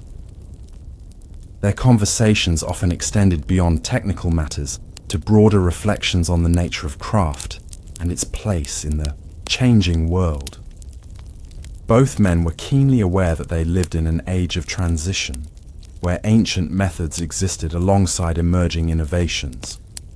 "I sometimes wonder," Paolo mused during one such discussion as they sat by the mill pond watching the wheel turn steadily in the current, "what crafts our grandchildren will practice. Will they still make paper as we do, sheet by sheet, from the vat? Or will some new method emerge that seems as strange to us as paper initially seemed to you?" Gervais considered this thoughtfully. The nature of craft is to evolve, even as it preserves the wisdom of the past. My grandfather would hardly recognize some of the tools and techniques I now use for parchment making, though the essential process remains the same. Yet some crafts fade entirely, Paolo noted. My father once told me of visiting Constantinople as a young man and seeing artisans who worked in materials and methods unknown in the West, crafts without names in our language. Many of those workshops are now gone, the knowledge scattered, or lost with the city's troubles. This sobering thought lingered between them. The recognition that not all knowledge persists, that skills cultivated over generations can disappear within a lifetime if not carefully preserved and transmitted. By late autumn, an unexpected opportunity emerged from their growing mutual respect. The University of Bologna had commissioned a significant project, a series of legal texts that would require both durability for frequent reference and relative economy due to the number of copies needed.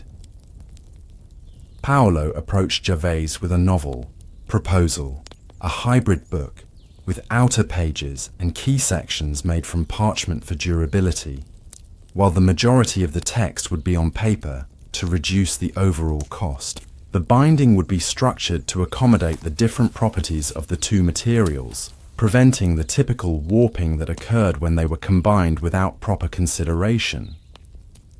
Initially skeptical, Gervais soon recognized the practical wisdom of the proposal. Together, they presented the concept to the university's representative, a sharp-eyed scholar who quickly grasped the practical advantages of their hybrid approach. The commission was approved, marking the beginning of a formal collaboration between the parchment maker and the paper mill. Word of their innovative approach spread quickly through Bologna's active community of book producers, leading to further commissions from merchants and lesser nobles who appreciated the balance of quality and economy the hybrid volumes represented. 4. Gervais, the experience prompted a period of reflection on the nature of tradition and innovation. He had been raised to venerate the established methods, to see deviation as degradation rather than evolution. Yet his collaboration with Paolo had demonstrated that thoughtful change could enhance rather than diminish the value of his craft. 1. Evening. As he completed work on a particularly fine sheet of parchment intended for the opening page of one of their hybrid volumes, Gervais found himself considering the journey of the material beneath his hands. The calf, whose skin he had transformed, had grazed in meadows just beyond the city walls. Its life and death were part of the ancient cycle of human sustenance and use. The careful processing of its skin into writing material represented centuries of accumulated knowledge, passed from hand to hand through countless generations of craftsmen.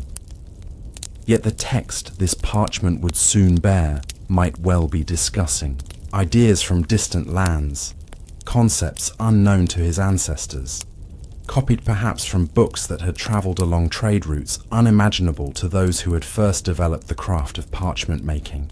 And this particular sheet would be bound together with paper, a material that represented an entirely different tradition of craft, with its own lineage stretching back through different lands and peoples. There was something profoundly moving in this convergence of traditions, this material embodiment of how knowledge and technique flowed across boundaries of time and place.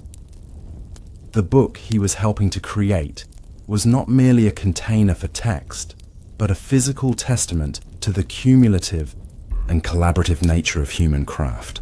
As winter descended on Bologna, bringing shorter days and the challenge of maintaining proper humidity in both workshops, Gervais found himself increasingly comfortable moving between the two crafts. Though he maintained his primary identity as a parchment maker, he had developed a respectable skill at forming paper sheets and could discuss the finer points of sizing formulations with genuine expertise. Paolo, too, had absorbed aspects of Gervais's craft, particularly the careful attention to surface preparation and the patience required for bringing out the finest qualities of the material. Their collaboration had evolved beyond mere business arrangement to become a genuine exchange of knowledge and perspective. On a cold, clear morning near the winter solstice, Gervais arrived at his workshop to find an unexpected visitor waiting, a merchant from Venice whom he recognized as a dealer in luxury goods and rare materials. "Master Gervais," the merchant greeted him with a respectful bow. "I have come with a proposition that may interest you." Inside the warmth of the workshop, the merchant explained his purpose. He represented a group of Venetian investors who were establishing a new scriptorium dedicated to producing books of the highest quality for wealthy patrons throughout Italy and beyond. They sought to combine the finest materials and techniques available, regardless of their origin or tradition. "We have heard of your collaboration with the papermaker Paolo Fabriano," the merchant explained, "and of the innovative hybrid volumes you have created. This approach, drawing on the strengths of different traditions rather than insisting on the supremacy of one, aligns perfectly with our vision." The proposal that followed was surprisingly bold. Would Gervais consider relocating to Venice to establish a workshop that would supply the new scriptorium with both parchment and paper, training craftsmen in the integrated approach he had pioneered with Paolo? The compensation would be substantial, the merchant assured him, naming a figure that momentarily took Gervais's breath away. "And you would have complete creative freedom to develop your methods as you see fit." Gervais requested time to consider the offer, knowing it would mean uprooting his life in Bologna and venturing into the unknown. As the merchant departed, promising to return in 3 days for an answer, Gervais found himself at a crossroads he had never anticipated. His first instinct was to seek Paolo's counsel. Making his way to the paper mill through a light snowfall that muffled the sounds of the city, he found his friend supervising the preparation of a new batch of rag pulp. When Gervais described the Venetian offer, Paolo's reaction surprised him. Rather than expressing concern about losing his collaborator or competitor, the papermaker's eyes lit up with excitement. "Venice!" he exclaimed. "The crossroads of trade with the East.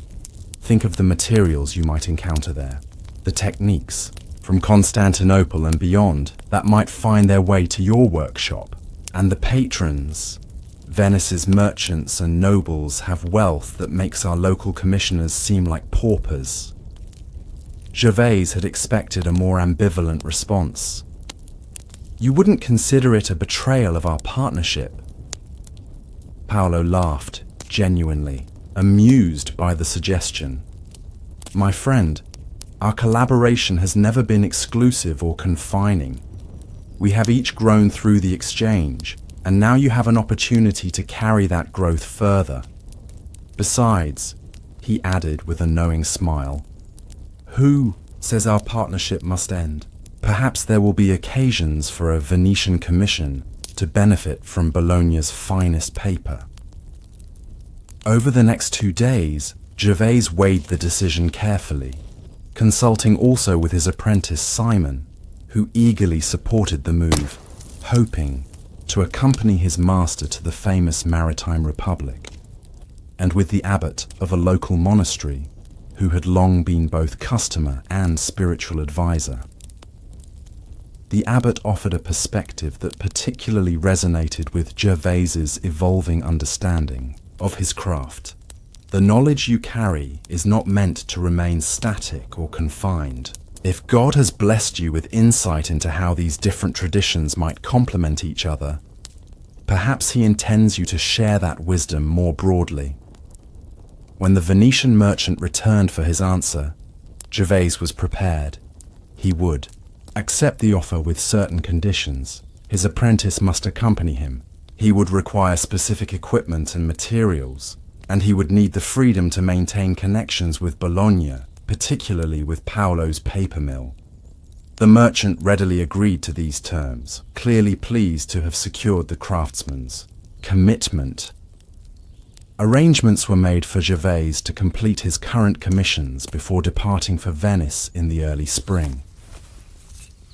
The winter months passed in a flurry of activity as Gervais worked to fulfill his obligations in Bologna while also preparing for the significant transition ahead. Paolo was a constant support, helping to identify which equipment should be transported to Venice and which could be more easily acquired there. They also spent many evenings documenting their collaborative techniques, creating detailed notes and diagrams that would preserve their shared knowledge regardless of physical separation. This process of formal documentation forced both men to articulate aspects of their craft that had previously existed primarily as embodied knowledge, felt through the hands rather than expressed in words. "I never realized how much I know that I cannot easily explain," Gervais observed one evening as they struggled to describe the precise moment when a skin reached the ideal state for final stretching. "How does one capture in words the exact feel of proper readiness? This is the eternal challenge of transmitting craft," Paolo agreed. "The master can show, the apprentice can watch, but ultimately, each craftsman must develop their own physical intelligence through practice and failure." By early March, as the first subtle signs of spring began to appear in the countryside around Bologna, Gervais's preparations were complete. A small caravan had been arranged to transport his essential tools and materials to Venice, along with the personal belongings he and Simon would need to establish themselves in their new home. On his final evening in Bologna, Gervais returned, once more to Paolo's mill. The papermaker had prepared a simple meal, which they shared in the warmth of his modest home adjacent to the workshop. As they ate and drank, their conversation moved beyond immediate practical matters to larger reflections on their unexpected friendship and its meaning. "When you first came here, arriving with such skepticism," Paolo recalled with a smile, "I never imagined we would reach this point, that your departure would feel like a loss rather than a relief." Gervais acknowledged the truth of this with a nod. "I was blinded by tradition, unable to see that innovation need not threaten what is valuable in established practice. You helped me understand that new and old can strengthen rather than diminish each other." Paolo raised his cup in a toast. "To the wisdom that emerges from unlikely exchanges. May Venice benefit from Bologna's reluctant ambassador of hybrid craft." Gervais returned the gesture. "And may our separate paths continue to inform each other, even at a distance." The following morning dawned clear and mild, favorable weather for beginning the journey to Venice. Gervais's small caravan assembled at the eastern gate of the city, where Paolo had come to bid a final farewell. As they shook hands in parting, Paolo pressed a small package wrapped in cloth into Gervais's hands. "A token to remind you of where this chapter began." Later that evening, at their first night's lodging on the road to Venice, Gervais unwrapped the gift to discover a beautifully bound blank book. The cover was leather over wooden boards, traditional bookbinding materials, but inside was a remarkable hybrid of Paolo's finest paper, interleaved at intervals with vellum pages of Gervais's own making.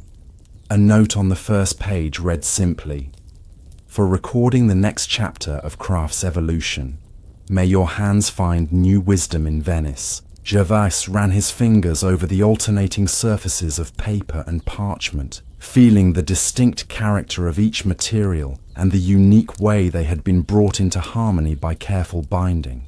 The book was both practical tool and profound symbol, a physical embodiment of how tradition and innovation could coexist and enhance each other.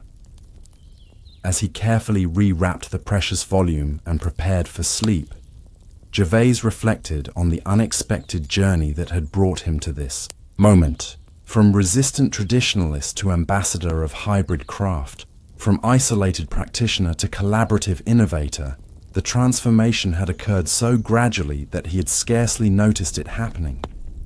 Yet here he was, traveling toward one of the great centers of Mediterranean trade and culture, carrying with him knowledge that bridged distinct traditions and pointed toward new possibilities. The anxiety he had initially felt about the move had given way to a quiet excitement about the unknown opportunities that awaited in Venice. Whatever challenges and discoveries lay ahead, Gervais knew that his understanding of craft had been fundamentally transformed by his unlikely friendship with Paolo. He had learned that the true essence of craftsmanship lay not in rigid adherence to established methods, but in the mindful integration of knowledge old and new, in the thoughtful adaptation of technique to purpose, and in the willingness to learn from unexpected sources. As sleep began to claim him, lulled by the gentle sounds of the countryside inn. Gervas's last conscious thought was of the blank pages in Paolo's gift, waiting to be filled with the next chapter of his journey in craft. There was something profoundly reassuring in that emptiness, that potential. Like a freshly prepared sheet of parchment or a newly formed page of paper, it represented both the wisdom of accumulated tradition and the endless possibility of what might yet be created. Like leaves from different trees composing the same forest floor, another story rustles to life, its whispers carrying us deeper into the sanctuary of ancient crafts, where pigment and prayer dance together in timeless rhythm. Through hidden valleys and forgotten woods, a master of color walks with knowing, hands gathering nature's silent offerings. From spring's tender buds to winter's frozen earth, each season surrenders its pigments to the patient collector who speaks the ancient tongue of transformation, turning leaf and stone, flower and root into light captured in bottles, awaiting rebirth upon the page. The first light of dawn filtered through the shuttered windows of Brother Ambrose's workshop, casting long golden fingers across the worn wooden workbench. Dust motes danced in the beams, swirling like tiny celestial bodies caught in the quiet gravity of morning. The monk stood motionless for a moment, observing this daily miracle with the same attentive reverence he brought to all aspects of his vocation as the abbey's master of pigments and inks. At 53 years of age, Brother Ambrose had spent more than 3 decades perfecting his craft within the stone walls of Glastonbury Abbey. His reputation extended far beyond the monastery. Scholars and artists from Oxford, London, and even Paris occasionally made pilgrimages to consult him on matters of colour and permanence. Yet despite this recognition, he remained humble, viewing his work not as personal achievement, but as stewardship of knowledge passed down through generations. The workshop itself reflected this philosophy of continuity. Arranged on shelves along the walls were hundreds of containers, glass vials, earthenware pots, small wooden boxes, leather pouches, each carefully labelled and organised according to a system that would appear chaotic to outsiders, but made perfect sense to its keeper. These vessels contained the physical manifestation of Ambrose's life's work, pigments and colorants in every hue imaginable, from the deepest blacks to the most ethereal blues, each with its own story of origin and method of preparation. This early spring morning marked the beginning of what Ambrose considered the most important cycle of his craft, the gathering season. While the monastery maintained stores of many common ingredients year-round, the most precious and vibrant colors came from fresh materials collected at precisely the right moment in their growth. He moved methodically around the workshop, gathering the tools he would need for the day's expedition. A series of small linen bags, several wooden boxes lined with soft cloth, a sharp knife with a bone handle worn smooth by decades of use, a pair of shears, and a sturdy canvas satchel to carry. It all. Each item was inspected with care before being packed, a ritual that settled his mind and focused his attention on the task ahead. As he worked, Brother Thomas, his apprentice of 3 years, entered the workshop with quiet deference. At 20, Thomas still possessed the eager energy of youth, tempered gradually by the patient discipline required of their craft. "Good morning, Brother Ambrose," he greeted, his voice appropriately hushed for the early hour. "I've brought the new mortar you requested from the stonemason. He says the granite is from the northern quarry, which should be harder than the previous stone." Ambrose nodded appreciatively, taking the heavy mortar from his apprentice's hands and examining its smooth, slightly speckled surface. "Excellent. The softer stone was contaminating our white pigments with grey particles. He placed it carefully on the workbench. "You've prepared for today's gathering?" Thomas gestured to his own satchel, already packed and waiting. "Yes, brother, and I've consulted the herbarium records as you suggested. The woad should be showing its first leaves in the south meadow by now." "Good," Ambrose approved. "Though we won't harvest woad until summer when its leaves are full. Today, we focus on the early spring offerings, the moss from the north-facing stones, oak galls from last autumn that have weathered through winter, and if we're fortunate, perhaps some early flowering plants for yellow dyes." After a simple breakfast, in the monastery's refectory and the morning office of prayers, the two monks set out through the abbey gates into the awakening countryside. The April morning carried the damp coolness of recent rain, with mist still clinging to the distant hollows and low places. The familiar path led them first through cultivated fields where peasants were already at work, then into the varied terrain of meadow, woodland, and marsh that surrounded the abbey lands. Ambrose walked with the unhurried confidence of someone who had traversed these paths countless times, his eyes constantly scanning the landscape not merely for specific plants, but for the subtle indicators of ecosystem health that would influence his gathering. The quality of pigments and inks depended as much on the vitality of their sources as on the skill of their preparation. "Brother Thomas," he said as they approached a stand of ancient oak trees, "what do you observe about these oaks compared to the ones we visited last autumn?" Thomas studied the massive trees thoughtfully. "The branches on the southern sides show more abundant gall growth," he noted after careful observation, "and the galls themselves appear darker, more mature than those on the north-facing branches." Ambrose nodded with approval. "Good. And why might we prefer these darker south side galls for our purposes?" "They contain more tannic acid," Thomas answered confidently, "which will produce a richer, more permanent ink when combined with our iron sulfate solution." "Precisely. The most effective materials announce their virtues to those who know how to look." Ambrose reached up to carefully cut a small branch bearing several oak galls. The round, woody growths formed where wasp larvae had triggered a defensive response from the tree. "We take only what we need, and always with gratitude to the living beings that provide these gifts." This was a principle Ambrose had emphasized repeatedly during Thomas's apprenticeship. The gathering of materials was not merely a utilitarian task, but a relationship with the natural world, one that required respect and restraint. They never harvested all of any resource from a single location, ensuring enough remained for the ecosystem's continuity and for future gathering.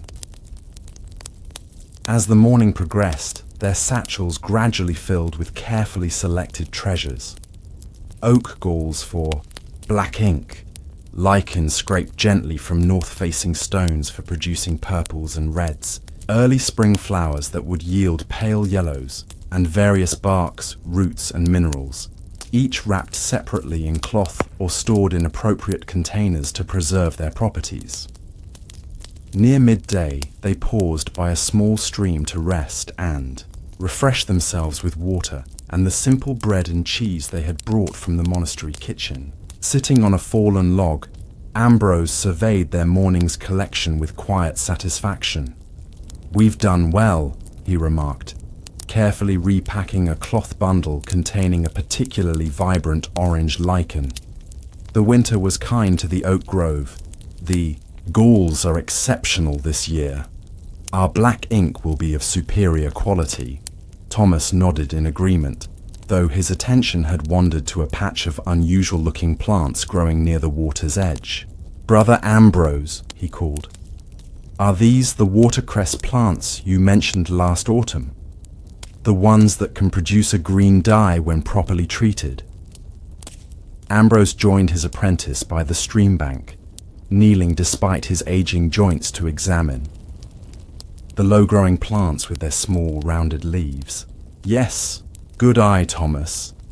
These are indeed water starwort, though not yet mature enough for harvesting. We'll return in about 3 weeks when they've had more spring growth.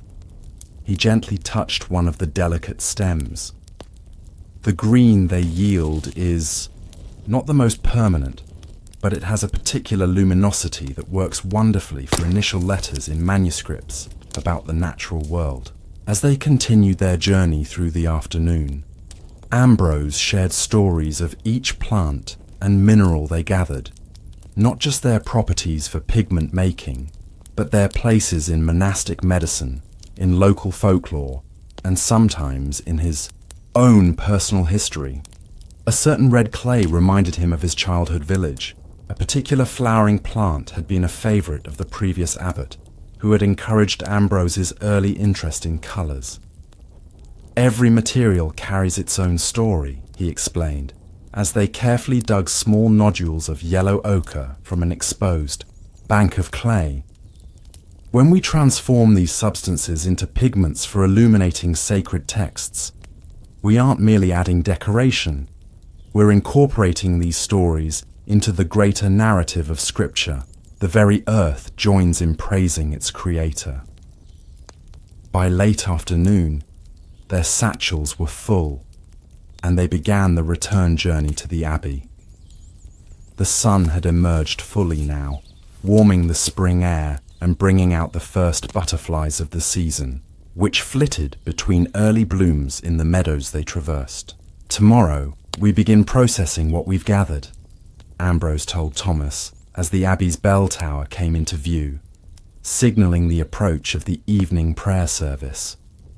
But tonight, we'll record everything in the gatherer's journal: location, condition, quantity, and observations. The knowledge of when and where to find these materials is as valuable as knowing how to prepare them. Back in the workshop, they carefully unpacked their day's harvest, laying each item out on clean cloths for inspection and recording. Ambrose retrieved a large leather-bound volume from a locked cabinet, the colorist's journal that contained records dating back nearly 200 years, maintained by a succession of monks who had held his position before him.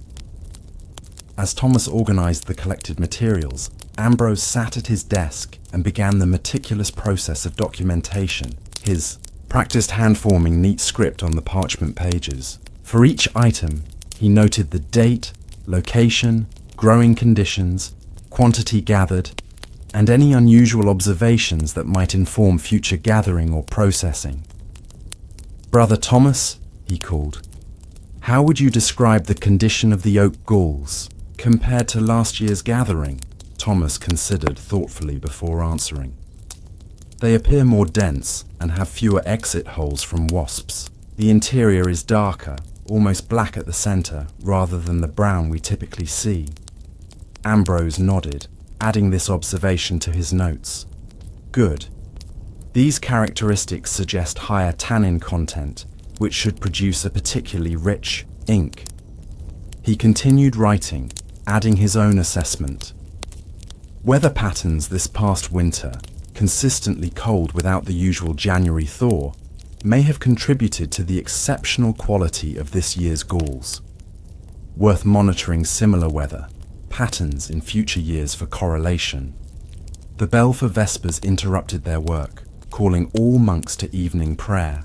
They carefully covered the collected materials to protect them from dust and moisture before joining their brothers in the abbey church. The rhythm of monastic life, alternating periods of work and prayer throughout the day, provided a structure that Ambrose found essential to his craft. The regular pauses for spiritual reflection prevented the work from becoming mere technique divorced from its higher purpose.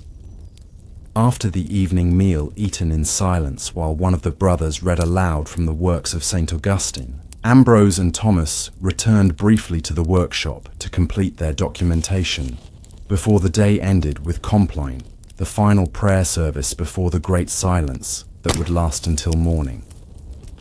As they prepared to leave the workshop for the night, Ambrose paused before a small wooden cabinet mounted on the wall, a special collection of his most precious pigments, including rare materials acquired through trade or gifted by travelers from distant lands.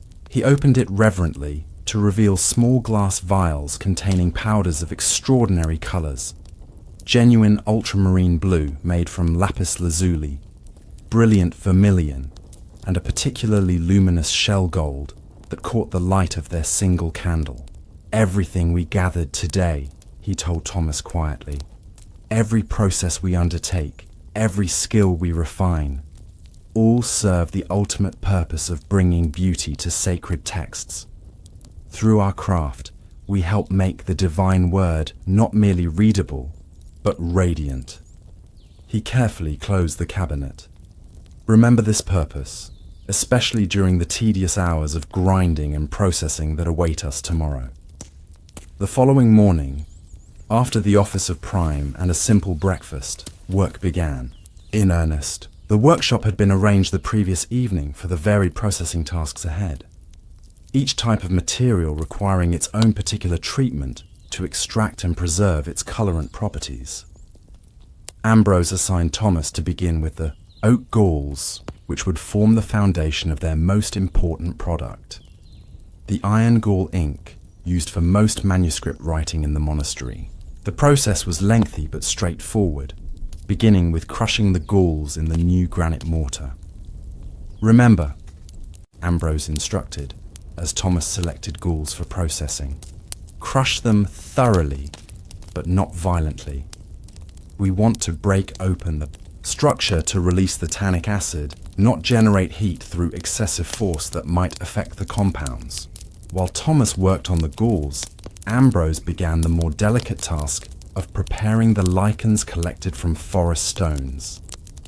Unlike many plant materials, certain lichens required a lengthy fermentation process to develop their color potential. He carefully cleaned the lichen of any debris, then placed it in a glass vessel with a solution of stale urine, the ammonia content of which would gradually extract and modify the colorants hidden within the humble plant. "This will need at least 3 weeks of fermentation," he explained, sealing the vessel and marking it with the date and contents. "We'll place it in the warming cupboard and check it every 3rd day. The color will gradually transform from its current gray-green to a rich purple if all proceeds correctly." Throughout the morning, they moved methodically through the various materials gathered the previous day, each receiving its appropriate initial treatment. Plants sorted and hung to dry at precise stages of the process, minerals carefully cleaned of soil, barks stripped and prepared for soaking. Nothing was rushed, nothing treated carelessly. Each step followed protocols refined over centuries, with occasional adaptations based on Ambrose's own experience and observations. By midday, when the bell called them to prayers and the main meal of the day, the workshop had transformed into an organized array of ongoing processes, some requiring hours, others days or weeks to complete. After the meal and a brief period of prescribed rest, they returned to continue their work, moving on to materials previously collected and now ready for the next stage of processing. "These oak galls from last autumn have completed their soaking," Ambrose noted, examining a dark brown liquid in a ceramic vessel. "The tannin extraction appears excellent. Now we'll begin the transformation into ink." He demonstrated for Thomas the careful process of combining the tannin solution with iron sulfate crystals, known commonly as green vitriol, which had been acquired through trade with metallurgists who harvested it from mines.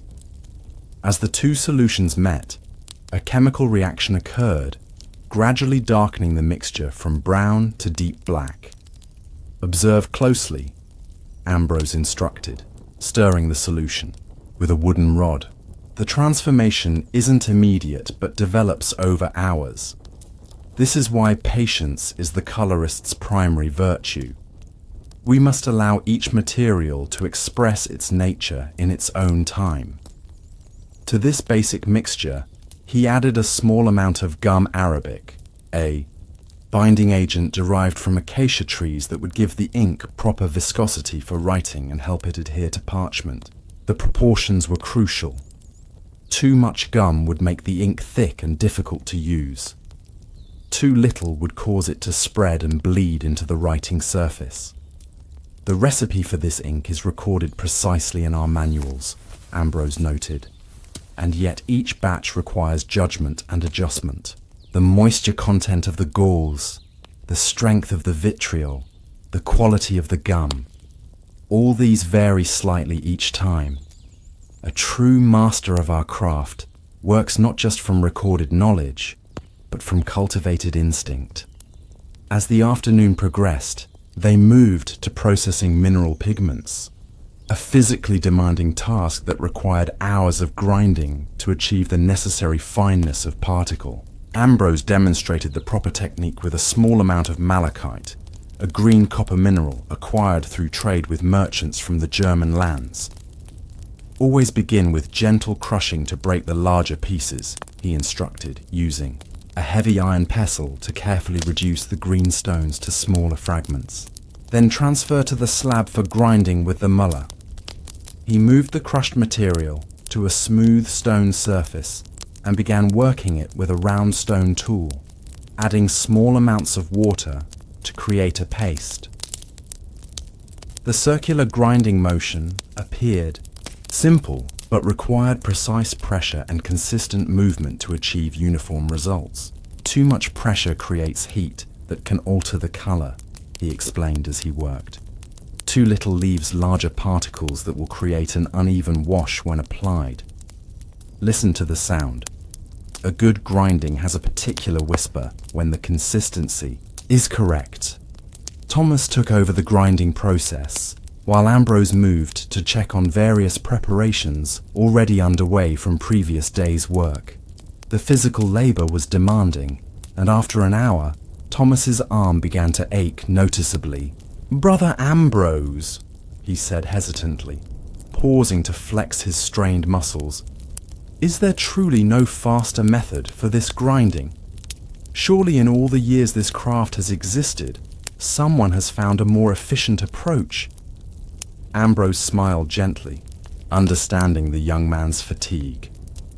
"The Venetians have water-powered grinding mills for certain pigments, it's true, and the Arabic treatises mention mercury-based methods for breaking down some minerals. But consider this. While your arm tires, your mind remains engaged with the material. You feel its resistance, observe its gradual transformation. This connection between craftsman and substance is not incidental to our work, but essential to it." He took the muller briefly to demonstrate a subtle adjustment to Thomas's technique. "Lighten your pressure, but increase the speed slightly. Let the tool do more of the work. And remember that this labor connects you to every monk who has stood at this very table for hundreds of years before us, transforming God's created materials into vehicles for illuminating His Word." By evening, their day's work had progressed through various stages. Some materials now prepared for the next phase of processing, others set aside for long-term treatments that would continue for weeks. Before the bell called them to Vespers, Ambrose carefully inspected each preparation and made detailed notes in his working journal, recording observations about color development, texture, and any unusual characteristics that might inform adjustments to the processes. "Tomorrow," he told Thomas as they washed their hands in preparation for prayers, "we'll begin extracting yellow from the dyer's weld we gathered last summer and has been properly dried, and perhaps we'll test the black ink once it's had sufficient time to develop overnight." The following weeks settled into a rhythm that followed both the cycles of monastic life and the natural progression of the seasons. Each day brought new tasks, harvesting materials as they reached their optimal state, processing those previously gathered, testing completed pigments and inks, and maintaining the workshop's extensive inventory.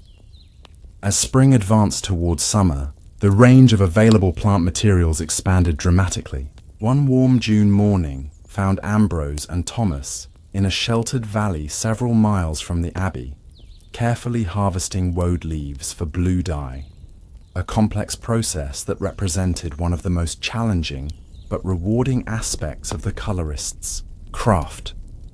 "We take only the first-year plants," Ambrose instructed as they selected specimens from the abundant growth. "The second-year flowering plants produce less of the compound we need, and we harvest in the morning before the sun is high, when the leaves contain the highest concentration of the precursors to indigo." The large basket they had brought gradually filled with the bluish-green leaves, each one inspected for quality before being included.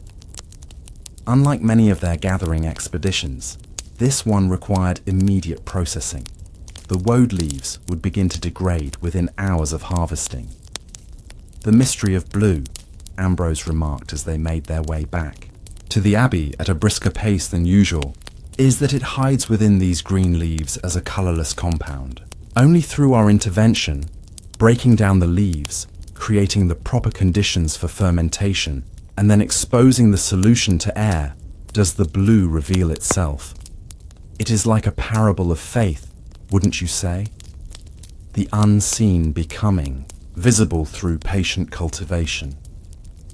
Back at the workshop, they immediately began the labor-intensive process of extracting blue from the woad.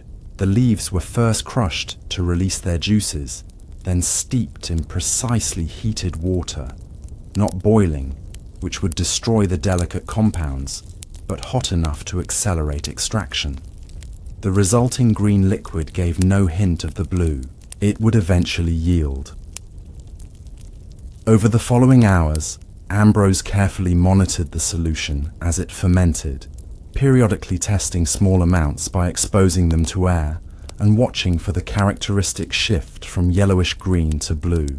At precisely the right moment, determined by experience rather than any measurable standard, he added wood ash lye to the main solution, changing its chemistry and beginning the final transformation. "Now we must introduce air," he explained, taking up a large wooden paddle. For the next hour, he and Thomas took turns vigorously stirring the solution, incorporating oxygen that gradually turned the liquid a deep blue-black. The physical exertion was considerable, especially in the summer warmth, but the visible transformation of the liquid provided motivation to continue. Finally, when the color had developed fully, they allowed the solution to settle. The valuable blue pigment gradually precipitated to the bottom of the vessel as a dark sludge, while the liquid above grew increasingly clear. After carefully siphoning off the excess liquid, the blue sediment would be collected, filtered through linen, formed into cakes, and dried, a process requiring several more days before yielding the final pigment. "From these humble leaves," Ambrose said, wiping perspiration from his brow as they completed the stirring, "comes a color that rivals the sky itself. Less costly than true ultramarine from lapis lazuli, yet beautiful in its own right and perfectly suitable for many manuscript purposes." As summer progressed into its fullest expression, their gathering expeditions often began before dawn to avoid the midday heat. The workshop, with its stone walls and carefully positioned windows, remained relatively cool, but certain processes, particularly those involving fermentation or precipitation, required close monitoring in the warmer conditions. By August, the workshop shelves displayed the fruits of their spring and early summer labors. Dozens of small containers of pigments in various stages of preparation, from raw materials to finished products, ready for use by the monastery's scribes and illuminators. The colors spanned the full spectrum available to medieval craftsmen: earth tones from ochres and siennas, greens from copper minerals, ferns, and certain insects, yellows from weld and saffron, reds from madder root and kermes insects, blues from woad and precious lapis. purples from lichens and rare sea snails, blacks and browns from oak galls, charred bones, and burnt organic materials. Each colour represented not just a visual hue, but a specific set of properties that the experienced colourist had to understand intimately. Its opacity or transparency, when applied, its compatibility with different binders, its permanence in light, its behaviour when mixed with other pigments. Some colours that appeared vibrant and promising would fade within weeks if used improperly. Others that seemed duller initially would maintain their integrity for centuries. "Brother," Thomas asked one afternoon as they sorted through samples of yellow ochre from different sources, comparing their quality, "how many distinct pigments do you think we maintain in the workshop?" Ambrose considered the question thoughtfully. "If we count all variations, the different shades of each base, colour, the various formulations of similar pigments adapted for specific purposes, perhaps 200 or more, though in practice, most manuscripts require only 15 to 20 for even the most elaborate illuminations.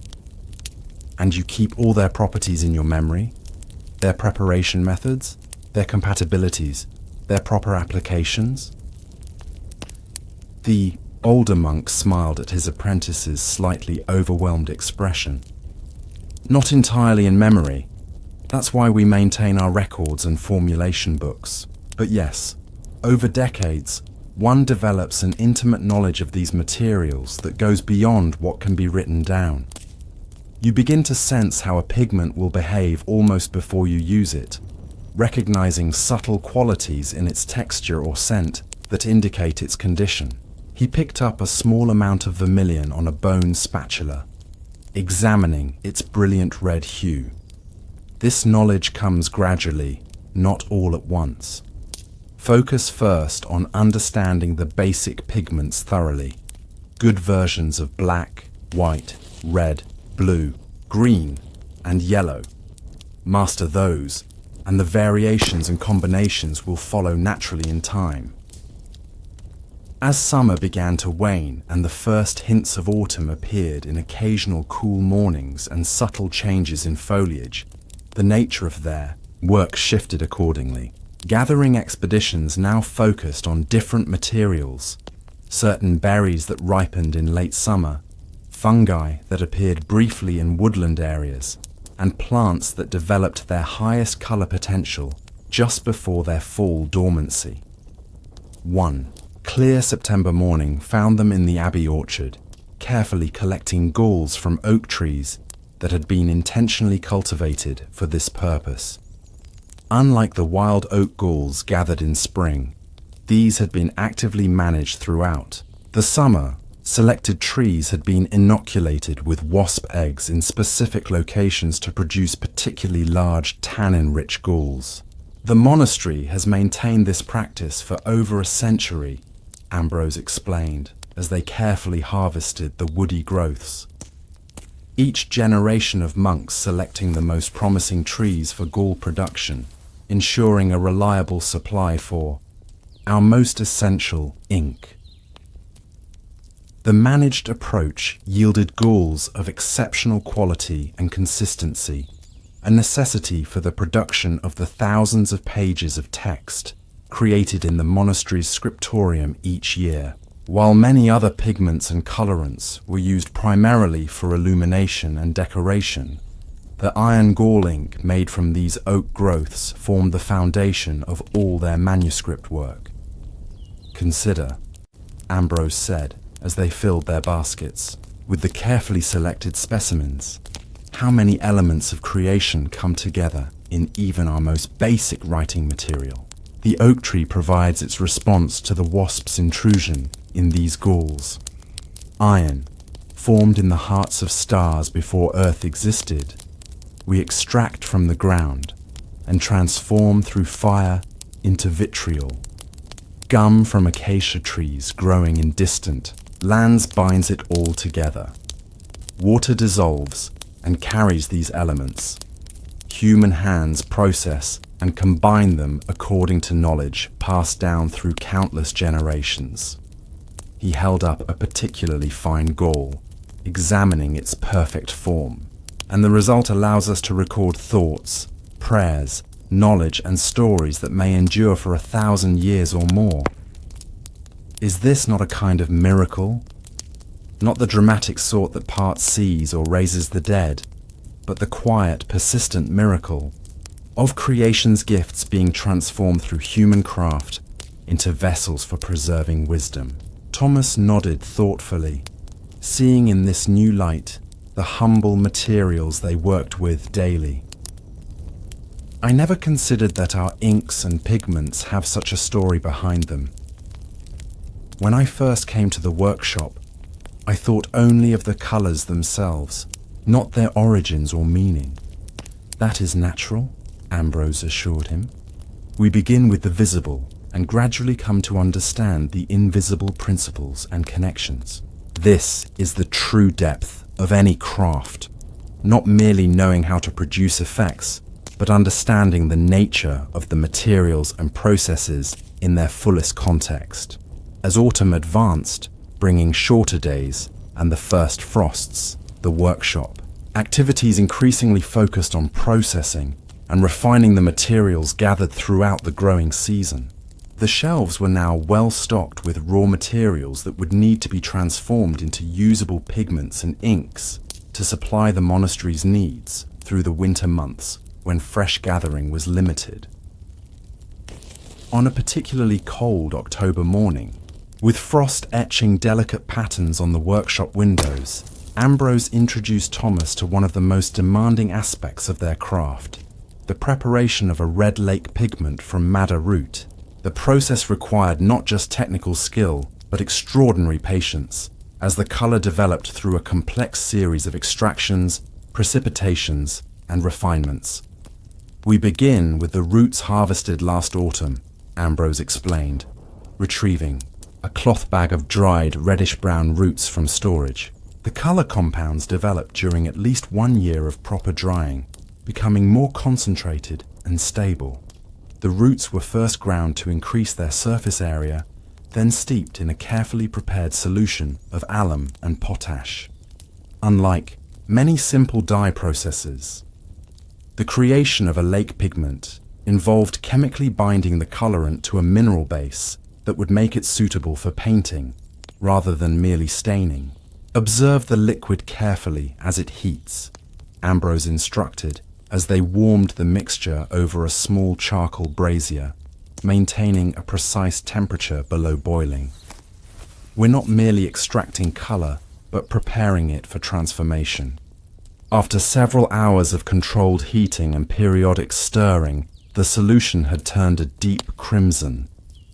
Ambrose then demonstrated the next critical step, the addition of a precisely measured amount of lye that would cause the colorant to precipitate. Out of the solution, bound to the alum base, too much alkaline material will alter the hue toward purple. Too little will result in incomplete precipitation and wasted colorant, he explained, adding the lye drop by drop while carefully monitoring the reaction. Gradually, red particles began to form in the liquid, slowly settling toward the bottom of the vessel.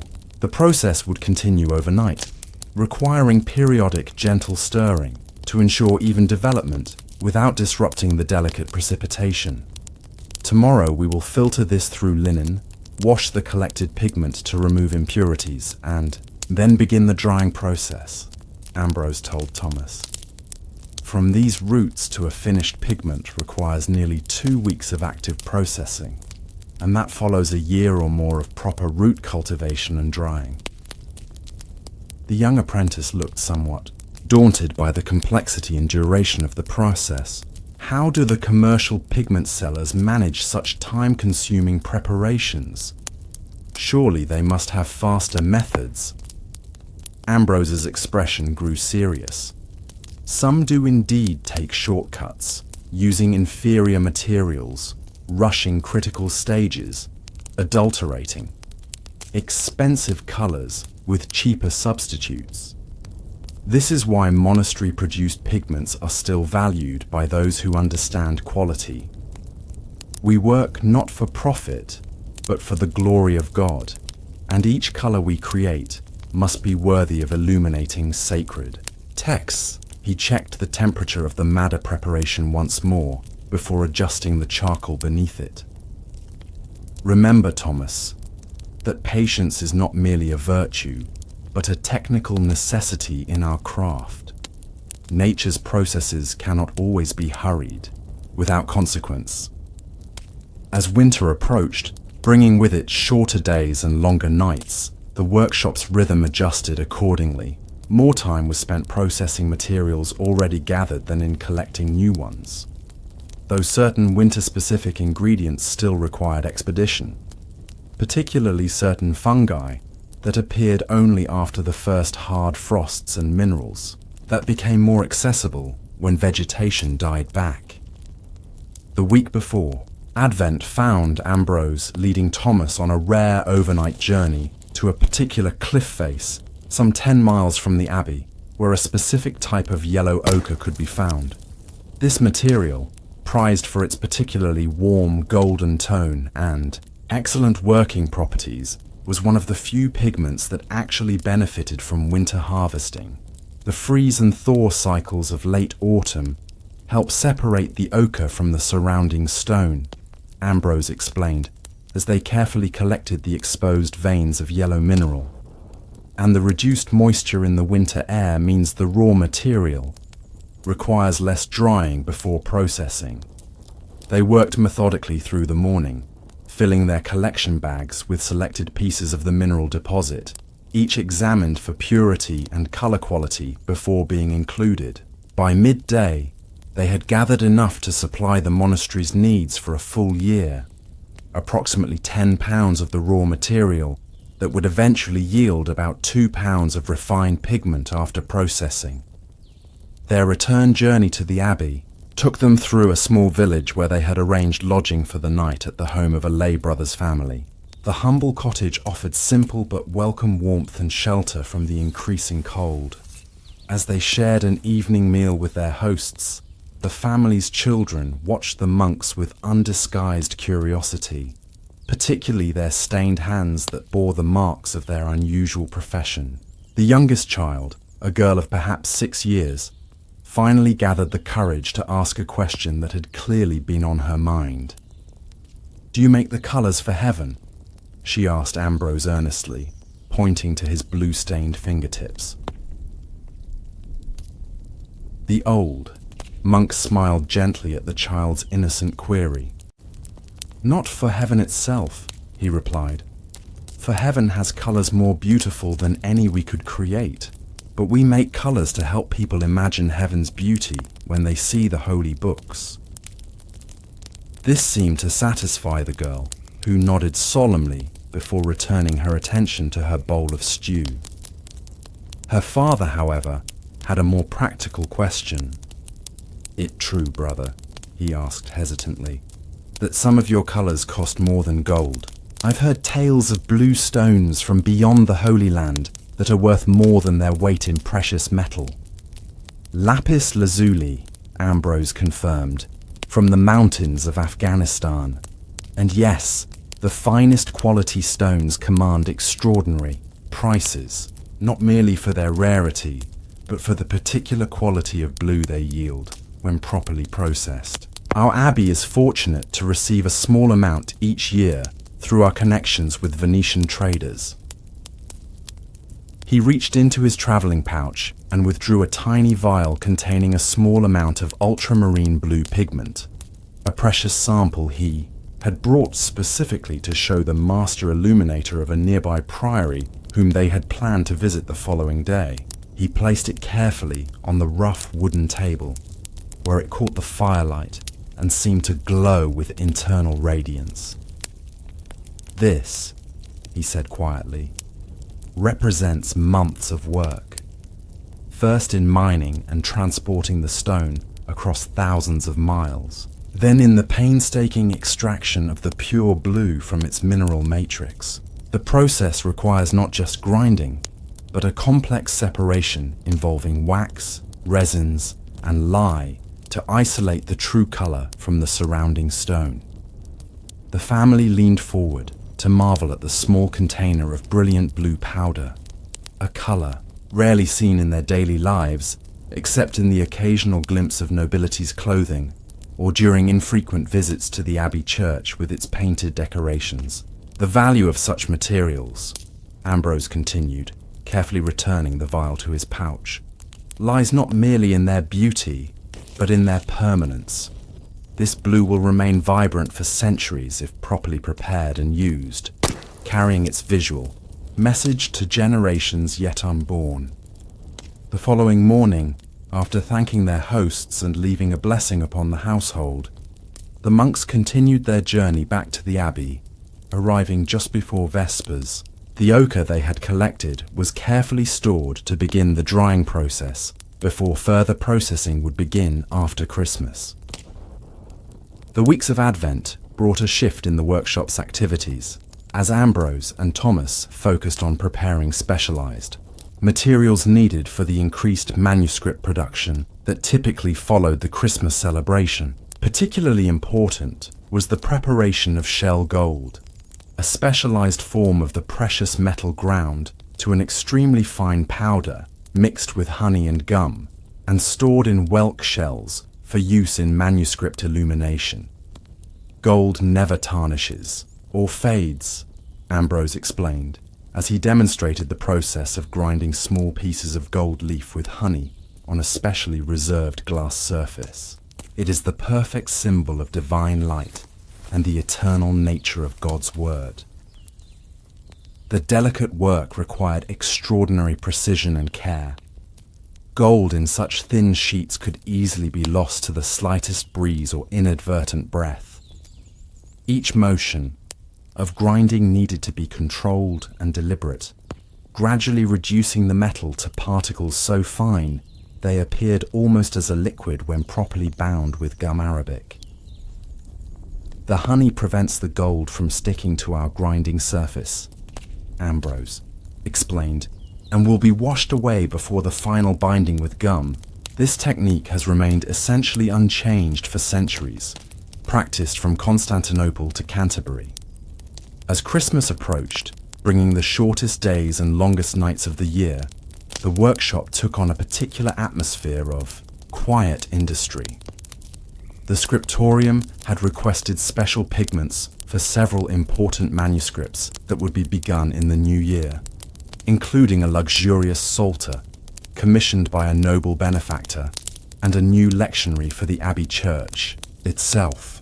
On the evening before Christmas Eve, as most of the monastery prepared for the celebration ahead, Ambrose led Thomas through a special annual ritual, the preparation of the workshop for the coming year. Every container was examined, inventoried, and arranged according to an order that reflected both practical considerations and symbolic meaning. We arranged the colors to remind us of their proper relationships, Ambrose explained as they worked. Earth pigments closest to the floor, then plant-derived colors, then mineral colors, and finally gold at the highest level, mirroring the medieval understanding of the cosmos from Earth through the vegetative and mineral realms toward the divine. They also took this time to discard any preparations that had failed or spoiled during the year, a practical necessity, but also a symbolic cleansing before the new cycle began. Each container was inspected, its contents evaluated not just visually, but through all the senses available to the experienced colorist. Subtle differences in scent, texture, and even sound when stirred could indicate whether a pigment remained in prime condition. Even in apparent failure, there is knowledge to be gained, Ambrose noted as they examined a green pigment that had darkened unexpectedly in storage. This verdigris has shifted because the vessel was improperly sealed, allowing more air than intended to interact with the copper compound. The lesson is clear. Even the smallest detail of storage can affect a pigment's stability. The night before Christmas, as the great silence descended upon the monastery following the evening office, Ambrose remained alone in the workshop for a private tradition he had maintained for decades. In the quiet darkness, illuminated only by a single beeswax candle, he opened the small wooden cabinet containing his most precious materials, the finest examples of each color the workshop produced. Carefully, he selected tiny amounts of 9 specific pigments: white lead, lamp black, vermilion red, ultramarine blue, verdigris green, ochre yellow, burnt sienna, Tyrian purple, and shell gold. With practiced movements, he prepared a small piece of fine vellum, applying each color in a precise pattern that formed a circular spectrum of interconnected hues. This annual color wheel served multiple purposes: a practical test of the current pigment stock, a meditative focus for contemplating the year's work, and a record that would be dated and preserved, allowing future colorists to study how these materials aged over decades and centuries. More personally for Ambrose, it represented a moment of connection with all those who had practiced this craft before him, and all who would continue it after his time had passed. When the new year arrived, bringing gradually lengthening days and the first subtle stirrings of the earth's awakening, the cycle of the colorist's work began anew. The first gathering expeditions of early spring once again took Ambrose and Thomas to familiar locations where the earliest usable materials could be found. Yet, each year was never merely a repetition of the last. Nature's variations ensured that every season presented unique conditions affecting the quality and availability of materials. The colorist's knowledge was never static, but continuously evolving through observation and adaptation. Notice how the lichen growth has shifted to the eastern side of these stones, Ambrose pointed out during an early March expedition. The unusually wet autumn seems to have altered their growing pattern. We must adjust accordingly. Over the following months, Thomas continued to develop his skills under Ambrose's patient guidance. The young monk's hands gradually gained the sensitivity that allowed him to judge materials by touch, to feel when a grinding motion had achieved the perfect consistency, to sense the exact moment when a fermentation had reached its optimal stage. "Your progress is evident," Ambrose commented approvingly one afternoon, as he examined a particularly fine yellow ochre pigment that Thomas had processed entirely independently. This has exactly the silky texture and consistent particle size that mark a properly prepared earth pigment. Thomas's expression revealed both pride in the achievement and awareness of how much he still had to learn. "It took 3 attempts before I was satisfied," he admitted. "The first grinding was too coarse, the second too uneven in texture. The wisdom was in recognizing this and beginning again, rather than proceeding with inferior material," Ambrose noted. That judgment is as important as technical skill in our craft. As spring once more transitioned towards summer, Ambrose found himself increasingly aware of time's passage, both in the seasonal cycles of their work and in the broader span of his own life. At 54, he remained vigorous and clear-minded, but the physical demands of their craft, the bending to gather low-growing plants, the hours of grinding minerals, the careful attention to detailed color variations, required more recovery, time than in his younger years.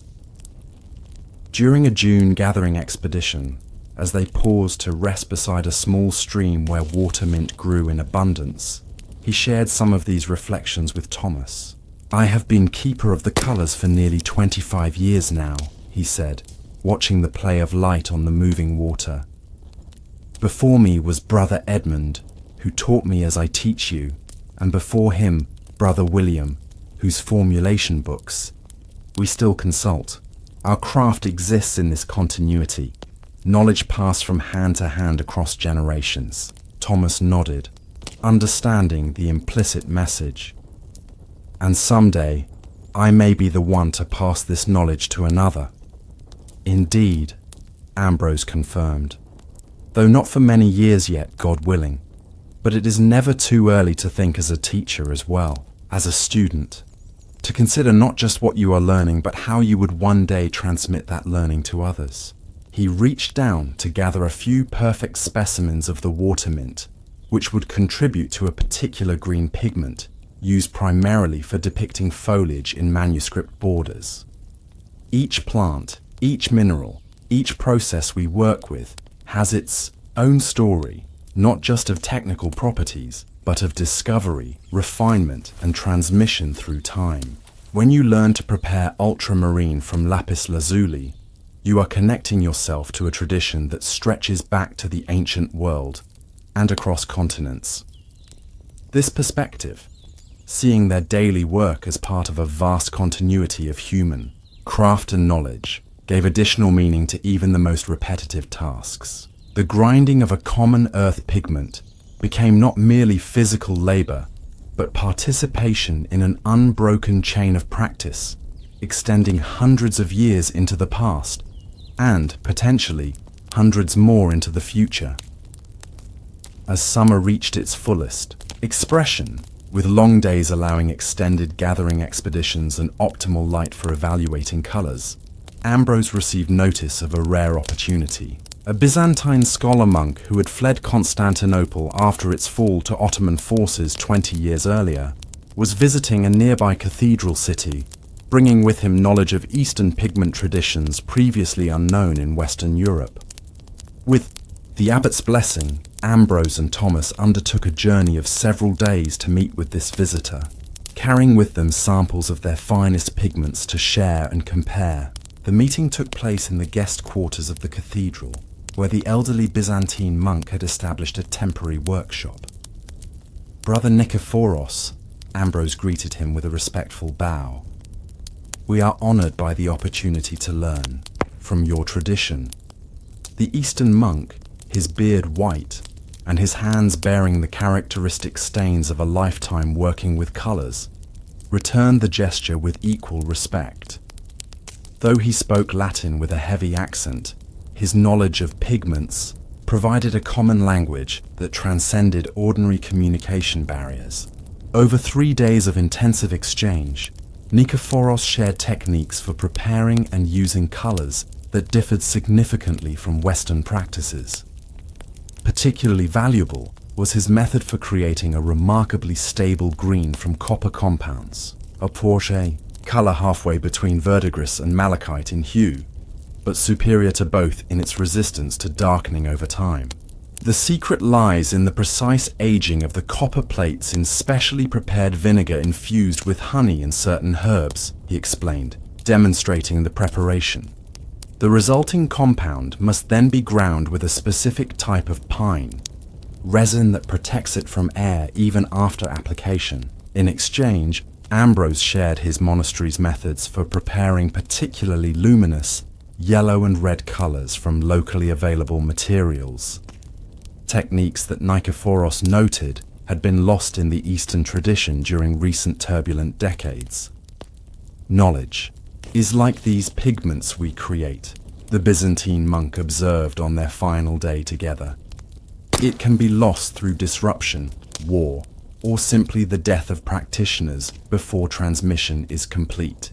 What your Western monasteries have preserved through centuries of stability, many Eastern centers of learning have lost through repeated upheavals. Ambrose nodded solemnly, recognizing both the privilege and responsibility inherent in maintaining an unbroken tradition of craft. And this is why these exchanges are so valuable. They help reweave the tapestry of knowledge where it has been torn.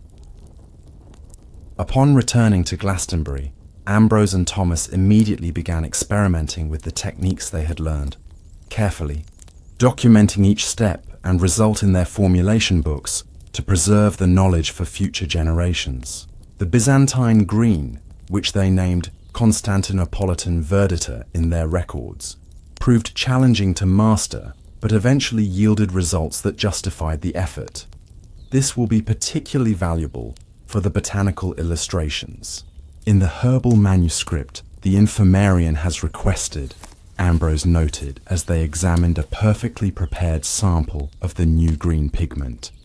Its stability will ensure the medicinal plants remain identifiable for centuries. As autumn returned, once more, bringing the cycle of seasons full circle, Ambrose found particular satisfaction in how the workshop had evolved over the past year. New colours had been added to their repertoire, existing processes had been refined, and most importantly, Thomas had developed into a truly skilled practitioner who now worked with increasing independence on many preparations. On a crisp October morning, as they processed the last of the summer's woad harvest into blue pigment, Ambrose shared a thought that had been developing in his mind throughout the changing seasons. Our craft, Thomas, exists in multiple dimensions of time simultaneously. We work with materials that formed over geological ages, minerals created through Earth's slow processes. We harvest plants that live and die in a single season cycle. We prepare pigments that may take weeks or months to reach their final state. And we create colours that will endure for centuries on the page, carrying meaning to generations yet unborn. He carefully stirred the developing blue precipitate, watching as the colour deepened with each exposure to air. In this way, the colourist stands at an intersection of timescales, connecting the ancient past of material formation to the distant future of preserved knowledge. It is a position of both humility and profound responsibility. As winter approached once again, bringing the year's work toward its conclusion, the workshop shelves displayed the fruits of their labour. Dozens of carefully prepared pigments covering the full spectrum of colours available to medieval artisans. Each container represented not merely a material, but a story of gathering, processing, refinement, and preservation. Each colour connected to specific landscapes, seasons, and accumulated wisdom passed down through generations of practiced hands. On the eve of Advent, as they completed the annual inventory and reorganization of the workshop, Ambrose placed a hand on Thomas's shoulder, a rare gesture of personal connection from the typically reserved master to his apprentice. "Colours are not merely decorative, but meaningful," he said quietly. "Red speaks of Christ's sacrifice and the blood of martyrs. Blue suggests heaven's expanse and the Virgin's purity. Gold reflects divine light eternal. Green represents growth and renewal of creation. In our work, we do not merely make pretty substances, but prepare physical materials that carry spiritual significance." Thomas nodded, understanding that this philosophy represented the culmination of his master's lifetime of devotion to the craft. Seeing the preparation of pigments not merely as technical skill, but as a form of devotion that connected material, reality to divine meaning. "This is why patience matters so deeply in our work," Ambrose continued. "We are not merely making colours, but participating in creation's ongoing revelation of beauty and meaning. Rushed work, shortcuts, and compromised quality would dishonour both the materials themselves and their ultimate purpose." As the cycle prepared to begin anew with the turning of the liturgical year, master and apprentice stood together in the quiet workshop, surrounded by the physical manifestation of their patient labour. Hundreds of containers holding colours derived from every realm of the natural world, prepared according to knowledge accumulated over centuries, awaiting transformation into illumination that would carry both beauty and meaning to future generations. In this moment of completion and anticipation, the colorist's vocation revealed its fullest significance, not merely as craft but as stewardship of both material wisdom and spiritual purpose, connecting heaven and earth through the patient transformation of creation's gifts into vehicles for divine illumination. A soft thank you to you, the listener, for journeying with us through these gentle historical tales. If you found comfort in these stories of patient craft and forgotten wisdom, we'd be honored to have you subscribe so these quiet whispers from the past can continue to guide you toward peaceful dreams.